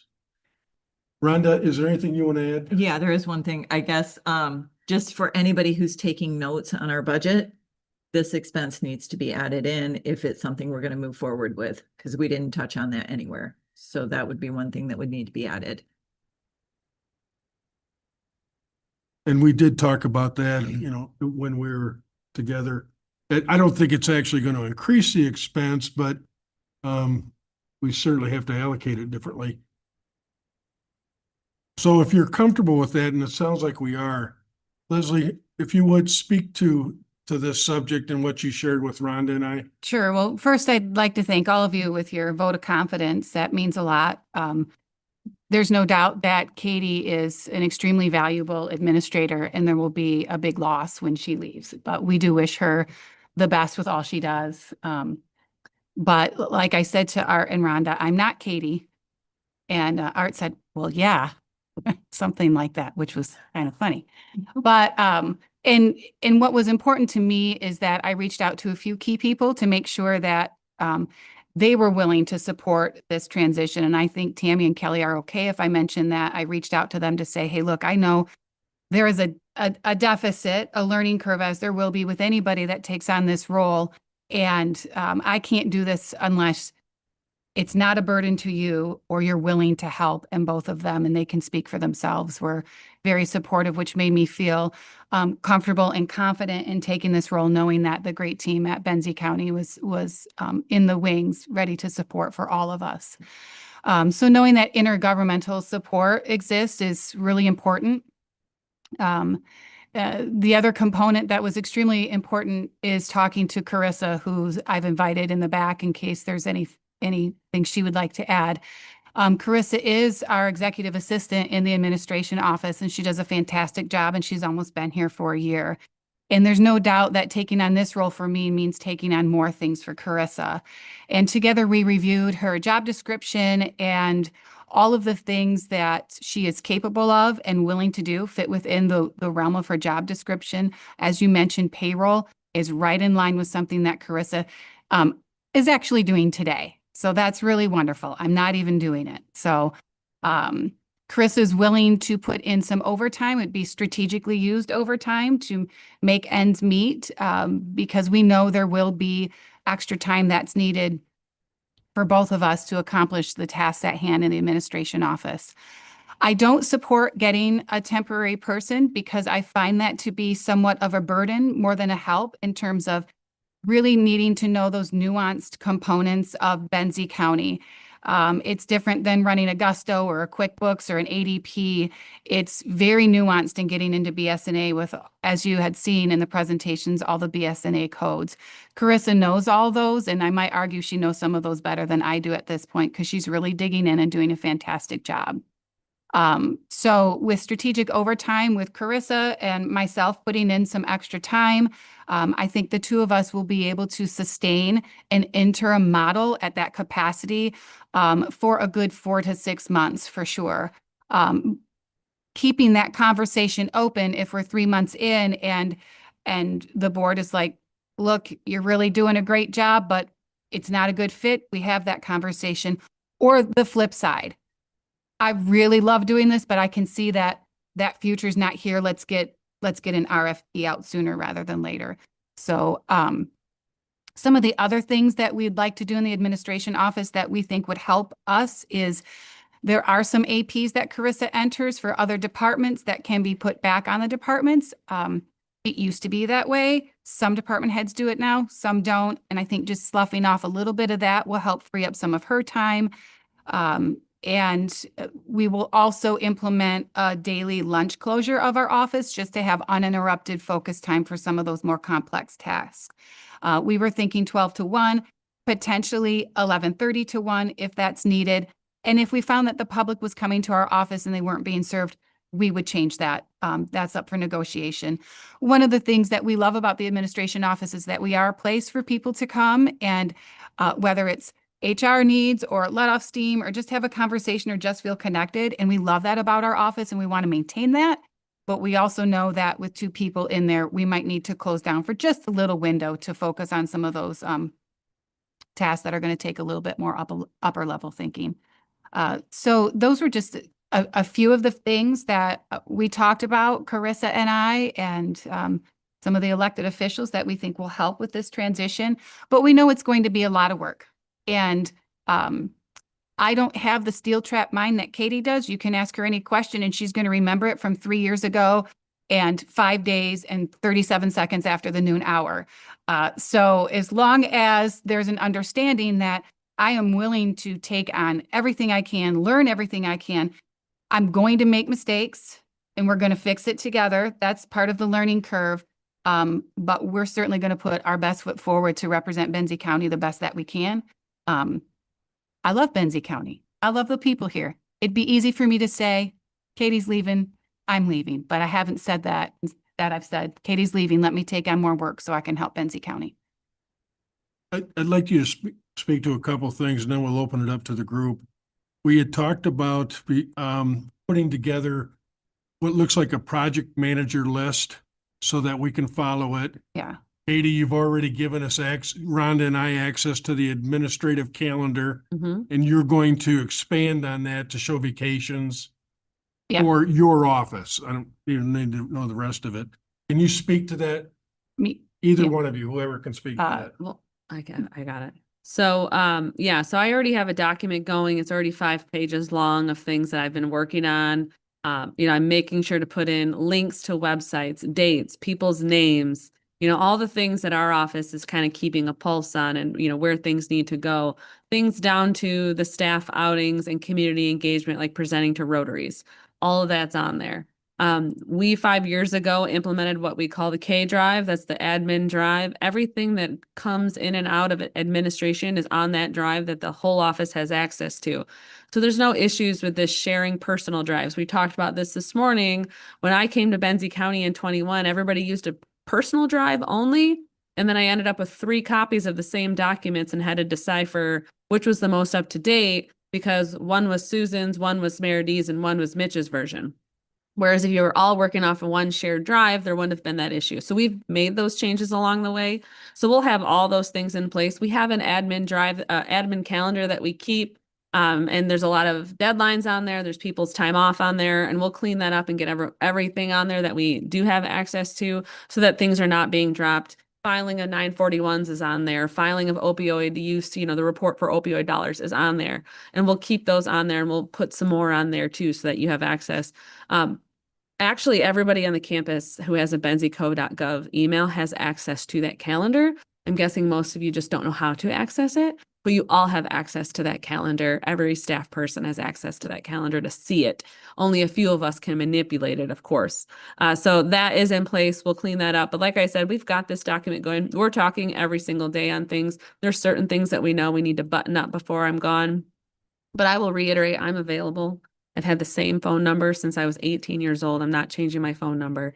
So if you need to call, I'm happy to help over a phone call. If there's a question, I mean, Leslie and I have talked for over a decade at this point, off and on, related to work things and other things. So if she needs to call, she can call, absolutely. And I'll make sure that line is always open. Anything you want to add, Leslie? Yeah, in addition, this touches on the project management side, because I did mention that too. I like project management software. I looked into a little bit of some of the software that I'm familiar with, and it's too expensive. But there are project management tools in place with Microsoft that we already have access to at Benzie County that we're really not utilizing. One of those is the Planner. It's not as great as some of the other project management software out there, but that would allow a cyclical reoccurring task. So budget season can be planned and you can put every step into it and annually reoccur that. So then the next year it's already set up and you're not reinventing the wheel. Utilizing some of those things that are visual will allow Chris and I to communicate better, as well as if either the chair or vice chair are on that planner, you can log in and look, is this in progress? Where are they at? Are they just starting? You know, what's the task on that? And we wouldn't want to share our every daily task with you, but there are certain things that I think we can be more communicative on. So you can save a phone call or dig in and look at it, and just kind of a fun way to check management. So with that being said, Katie's list that's comprehensive will be helpful to plug into those type of tools so we can have those at our access through software. And none of that request was an effort to micromanage. No. It was an effort to help them. Because we had one year, well, I don't know whose fault it was, but like we missed animal control village, none of us know what's going on. And I think with this transition, we need to better understand what has to be done. Right. Yeah, not the intention to micromanage, but to be helpful if we can. Ron, anything you want to add? No, I don't think I betray anything by saying when Katie shared with us she was leaving, she said, I'm going home. And that just really resonated. It's where you're from, it's where you have family. And so it makes it easier to let you go. So, and just don't make me cry. Yes. So enough of that. Yeah, kind of from an administrative side. Next meeting, we actually have to accept your resignation. Technically, yeah. Yeah, yeah. Oh, so we haven't yet. I've been working on that. Believe me, I've made a lot of effort. Anything else from the commissioners on this subject? Lot more discussion to come. This will definitely be on the agenda for the next meeting. But we wanted to get out there and we wanted to install confidence in all of the staff. This group is on top of it. We get it. This is a hiccup. You know how much I admire working with you, but life moves on. And we feel like we're on top of it. I don't know what more can be said today. Move to adjourn. We got one public. We gotta make public comment. And so let me open it up to public comment. Would any of the electeds like to comment? Any of our vast audience like to comment? If not, we'll close public comment and move for adjournment. Now I move to adjourn. Len supported? Yep. All those in favor? Aye. Any opposed?